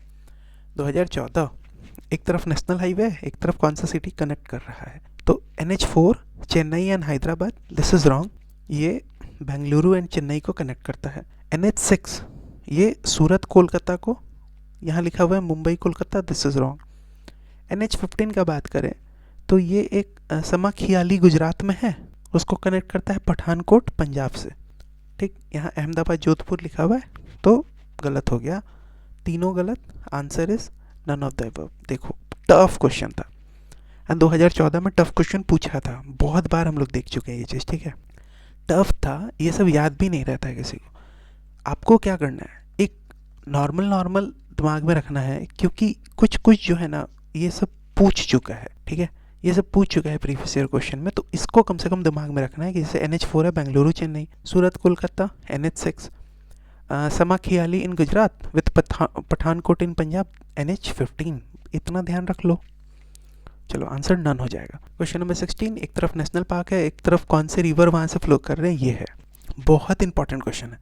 एंड ये 2013 में जब से पूछा, तब से हर वाइल्ड लाइफ सेंचुरी में जो रिवर फ्लो कर रहा है, हर नेशनल पार्क में जो रिवर फ्लो कर रहा है, वो लोग रटवाने लगे, ठीक है, इसके 2013 के बाद से ही। तो देखो देखते हैं जल्दी से, एक सेकेंड, हाँ, कॉर्बेट नेशनल पार्क से गंगा रिवर फ्लो करती है, तो this is wrong. Corbett National park से रामगंगा, एक minute, Ramganga and Kosi river flow करती है, ध्यान रहेगा अगले बार के लिए। This is in Uttarakhand. Kaziranga national park से मानस रिवर फ्लो करती है, दिस इज इनकरेक्ट। काजीरंगा से आपको ब्रह्मपुत्र रिवर, मानस रिवर, डिप्लू रिवर एक्सेट्रा फ्लो करती है, इतना नाम याद रहेगा, it is more than enough. तो ये भी रॉन्ग हो गया, ये भी रॉन्ग हो गया। एंड काजीरंगा कहाँ पे है, दिस इज इन आसाम, ठीक है। अच्छा, यहाँ हम गलती से मानस बोल दिया ना, मानस नहीं मोरा रिवर होगा, ठीक है। तो काजीरंगा से आपको ब्रह्मपुत्र, मोरा, डिप्लू, मेजरली आप ब्रह्मपुत्र याद रखो, उतना सफिशिएंट है, ठीक है। दिस इज इन आसाम, काजीरंगा, ये भी ध्यान रहेगा। मानस नहीं फ्लो करती है। Silent valley national park, this is in Kerala, यहाँ से कावेरी फ्लो करती है? एकदम नहीं। एक रिवर है उसका नाम है कुंथीपुजा, वो रिवर यहाँ से फ्लो करती है। तीनों का तीनों गलत है। आंसर क्या होगा? D, none of the above. देखो कॉर्बेट नेशनल पार्क कहाँ है? उत्तराखंड में। काजीरंगा आसाम में। साइलेंट वैली केरला में। ठीक। कॉर्बेट से कौन कौन सा? रामगंगा कोसी। काजीरंगा से ब्रह्मपुत्र मोरा दिप्लू। साइलेंट वैली से कुंथीपुजा। ठीक, तो 1 2 3 तीनों गलत। आंसर क्या होगा? नन। क्वेश्चन नंबर 17 बोल रहा है कंसिडर द फॉलोइंग पेयर, 2013 का क्वेश्चन है, which of the above is are correctly matched. ठीक, तो Nokrek biosphere reserve, Nokrek biosphere reserve कहाँ पे है बताओ आप? ये याद कर लो। अभी पता है ये जब आप मतलब टेस्ट सीरीज वगैरह लगाओगे ना, तो आप बहुत बार मतलब ये नोकरेक वाला आपको देखने को मिलेगा। क्यों देखने को मिलेगा पता है? क्योंकि ये हर टेस्ट सीरीज वाले मतलब इसको इंक्लूड करते हैं अपने क्वेश्चन में, क्योंकि प्रीवियस ईयर में पूछ चुके हैं ना, इसलिए। तो अभी ये सबको पता होता है कि this is in Meghalaya, and Garo hill भी मेघालय में है। अगर ये लॉजिक से चलते तो आपको लगता है कि हाँ सही है, and this is correct. Loktak lake, ये आप याद ही कर लो, एंड अब जो भी नोट्स वगैरह आता है ना उसमें लोकतक लेक डाल के ही बताते हैं। ठीक है, तो Loktak lake in Manipur, and ये बरेल रेंज ये कहाँ पे है? ये आसाम में है। ठीक, कोई लेना देना नहीं है, this is wrong. Namdapha national park and Dafla hill both are in Arunachal Pradesh. ठीक, लेकिन लेकिन लेकिन ये दोनों सेपरेट एंटिटीज हैं, अलग हैं एक दूसरे से। ठीक है, दोनों अरुणाचल प्रदेश में हैं लेकिन अलग अलग हैं। ठीक है, तो क्लियर है ना बात? तो ये भी गलत। आंसर क्या होगा? 1 ओनली। ठीक, तो जितना बताया जा रहा है, देखो आई हैव रिटन है, जितना बताया जा रहा है उतना देख लो। नोकरेक बायोस्फीयर रिजर्व मेघालय में है, गारो मेघालय में है, ये देखो गारो हिल्स नोकरेक। ठीक है, लोकतक लेक मणिपुर में है, एंड बरेल आसाम में है, कोई लेना देना नहीं है, गलत हो गया। Namdapha national park and Dafla hill दोनों अरुणाचल प्रदेश में है लेकिन सेपरेट एंटिटी हैं, इसके कारण ये गलत होता है। आंसर हो जाएगा 1 ओनली। पहले भी बोले थे कि नॉर्थ ईस्ट के इम्पॉर्टेंट फिजियोग्राफिकल फीचर्स को अच्छे से पढ़ना है। माउंटेन्स को पढ़ना है, हिल्स को पढ़ना है, रिवर्स को पढ़ना है, बहुत अच्छे से पढ़ना है। ठीक, वहाँ पे जो बायोस्फीयर रिजर्व वगैरह है, नेशनल पार्क है, उन सबको बहुत अच्छे से पढ़ना है। वाइल्ड लाइफ सेंचुरी, ये सबको अच्छे से पढ़ना है। नॉर्थ ईस्ट एक इम्पॉर्टेंट मतलब पोर्शन बन जाता है हमारे सिलेबस के हिसाब से या प्रीवियस ईयर क्वेश्चन के हिसाब से। ठीक है, चलो क्वेश्चन नंबर 18 क्या कह रहे हैं? कंसिडर द फॉलोइंग पेयर, एक तरफ ट्राइब का नाम दिया हुआ है एंड एक तरफ स्टेट का नाम दिया हुआ है। देखो इस तरीके का क्वेश्चन टफ होता है। ठीक है, एकदम टफ होता है। ठीक, आता है तो आता है, नहीं आता है तो नहीं आता है, एंड इस तरीके का क्वेश्चन डिसाइड नहीं करेगा आपका सिलेक्शन। बात मानो, बहुत सारे क्वेश्चन होंगे ना जो कॉन्सेप्चुअल क्वेश्चन होंगे, बहुत सारे क्वेश्चन होंगे जो आप लोग पढ़ के जाओगे, एंड उसको बार बार नोट्स को पढ़ के आपको अपने आप को तैयार करना है। इस तरीके का क्वेश्चन सबके लिए टफ होता है एग्जाम में। ठीक, और अगर कोई ट्रिक वगैरह लगा के अगर शायद करना चाहो तो कर लोगे, जैसे ये भी क्वेश्चन हम दिखाएंगे, ट्रिक लगा के आराम से सॉल्व होगा। लेकिन अगर मान लो दिमाग में क्लिक नहीं कर रहा है तो इतना घबराना नहीं है। देखो जैसे ट्रिक लगाने के लिए बात कर रहे हैं हम लोग ना, एक कार्बी एंगलोंग प्लेट्यू पढ़ते हैं, कोई भी पढ़ेगा, कोई भी स्टैंडर्ड बुक उठा लो, राइट फ्रॉम एनसीईआरटी से लेके आप कोई कोचिंग का भी मटेरियल उठा लो। ठीक, हम लोग वहाँ पे कार्बी एंगलोंग प्लेट्यू बोल के पढ़ते हैं। कहाँ पढ़ते हैं ये? हम लोग इसको पढ़ते हैं आसाम में, राइट। अच्छा, अगर इतना भी लॉजिक, मेरा दिमाग अगर इतना भी काम कर रहा है कि उसी से शायद जुड़ा हुआ होगा ये कार्बी ट्राइब, तो ये तो आसाम कहीं इधर नॉर्थ ईस्ट में, हिमाचल प्रदेश नॉर्थ में, कोई लेना देना है नहीं, तो 2 गलत हो जाएगा। 2 गलत, 2 गलत, बचता है 1 3 एंड 1 3 4। अब देखो, अब 1 3 तो इसमें भी है, इसमें भी है, इसका मतलब ये सही है। 4 के बारे में अब हम लोग श्योर नहीं है, तो आप अगर रिस्क ले सकते हो तो आप लो, क्योंकि 50-50% चांस हो गया ना अब, प्रोबेबिलिटी, राइट। तो अगर कार्बी एंगलोंग प्लेट्यू ध्यान है तो आप उससे दिमाग में लगा सकते हो कि हाँ this is in Assam, and फिर उस जगह से आप इसको तो एलिमिनेट कर लोगे, तो आप ये एंड ये एलिमिनेट होगा, अभी भी ये एंड ये बचा हुआ है 1 एंड 3 1 एंड 3, तो ठीक है। 4 के बारे में आपको जानना पड़ेगा। क्लियर है बात? चलो तो अब एक एक करके जल्दी से देख लेते हैं। देखो लिम्बू या Limbu tribe, this is in Sikkim, this is in West Bengal, this is in Assam, तो ये सही है। कार्बी, ये तो नाम अभी बता दिया कि ये आसाम में है, हिमाचल प्रदेश नहीं होगा। डोंगरिया कोंड उड़ीसा, ये करेक्ट है क्योंकि उड़ीसा में ना एक नियमगिरी हिल है, वहीं पे आपको ये ट्राइब देखने को मिलता है एंड वो एक्सप्लॉयटेशन के कारण ये हिल या ये ट्राइब बहुत मतलब न्यूज़ में रहता है। ठीक है, चलो तो ये उड़ीसा ये सही हो गया। बोंडा तमिलनाडु ये गलत है, ये बोंडा ट्राइब भी उड़ीसा का ही ट्राइब है। ठीक, तमिलनाडु का ट्राइब नहीं है, तो 4 गलत हो गया। कौन सा 1 एंड 3 सही है, ए सही है। एक बार जल्दी से नोट्स के थ्रू पढ़ते हैं। लिम्बू सिक्किम वेस्ट बंगाल आसाम हो गया। ठीक है, कार्बी तो ये तो ट्रिक के लिए ऐसे लिख दिए हैं कि कार्बी एंग्लोन प्लेटू आसाम में है, उससे भी ट्रिक लगाते तो शायद हो जाता।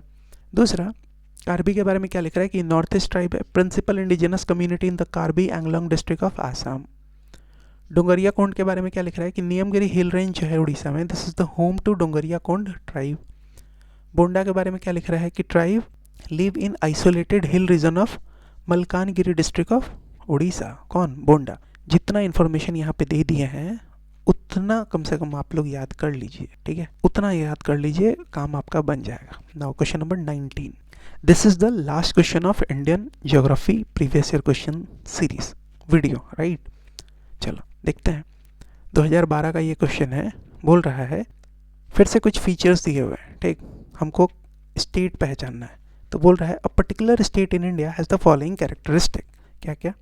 It is located on the same altitude which passes through northern Rajasthan. तो नॉर्दर्न राजस्थान से जो लैटिट्यूड पास करता है उसी लैटिट्यूड में ये डिस्ट्रिक्ट जो है वो पड़ता है, right. It has over 80% of its area under forest cover. इससे दिमाग में कुछ क्लिक करना चाहिए। ठीक है बात। चलो दूसरा, over 12% of the forest cover constitute the protected area network in this state. अगर थोड़ा सा national park, wild life sanctuary, ये सारा कुछ अगर पढ़े हो, थोड़ा सा दिमाग लगा के, तो इससे भी क्लिक कर जाएगा आपको। आंसर क्या होगा? आंसर होगा अरुणाचल प्रदेश, राइट। तो सबसे पहले तो अब ये दोनों तो ठीक है, चलो कर लोगे, दिमाग में आ जाएगा। इसको अब रट लेना है, क्योंकि अगले बार हो सकता है कि यही सेम स्टेटमेंट आपको दे एंड उस वक्त आप कंफ्यूज हो जाओगे कि इतना कैसे पता होगा किसी को। तो आपको पता होना चाहिए, बिकॉज ये प्रीवियस ईयर में स्टेटमेंट है कि Arunachal Pradesh is located on the same latitude which passes through northern Rajasthan. ठीक, चलो अब जल्दी से एक्सप्लेनेशन देखते हैं।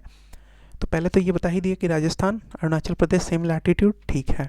दूसरा, it has over 80% of its area under forest cover, ये भी स्टेटमेंट ठीक है। दूसरा बोल रहा है over 12% of the forest cover constitute protected area network in this state. अब इसके साथ देखो, in addition to this 1 biosphere reserve है जिसका नाम है Dibang Dihang biosphere reserve. 2 tiger reserve है, नाम दफा tiger reserve, Pakke tiger reserve. एक एलिफेंट रिजर्व है, नाम है कामेंग एलिफेंट रिजर्व। ये सारा कुछ कहाँ है? अरुणाचल प्रदेश में। ठीक, कहाँ है? अरुणाचल प्रदेश में।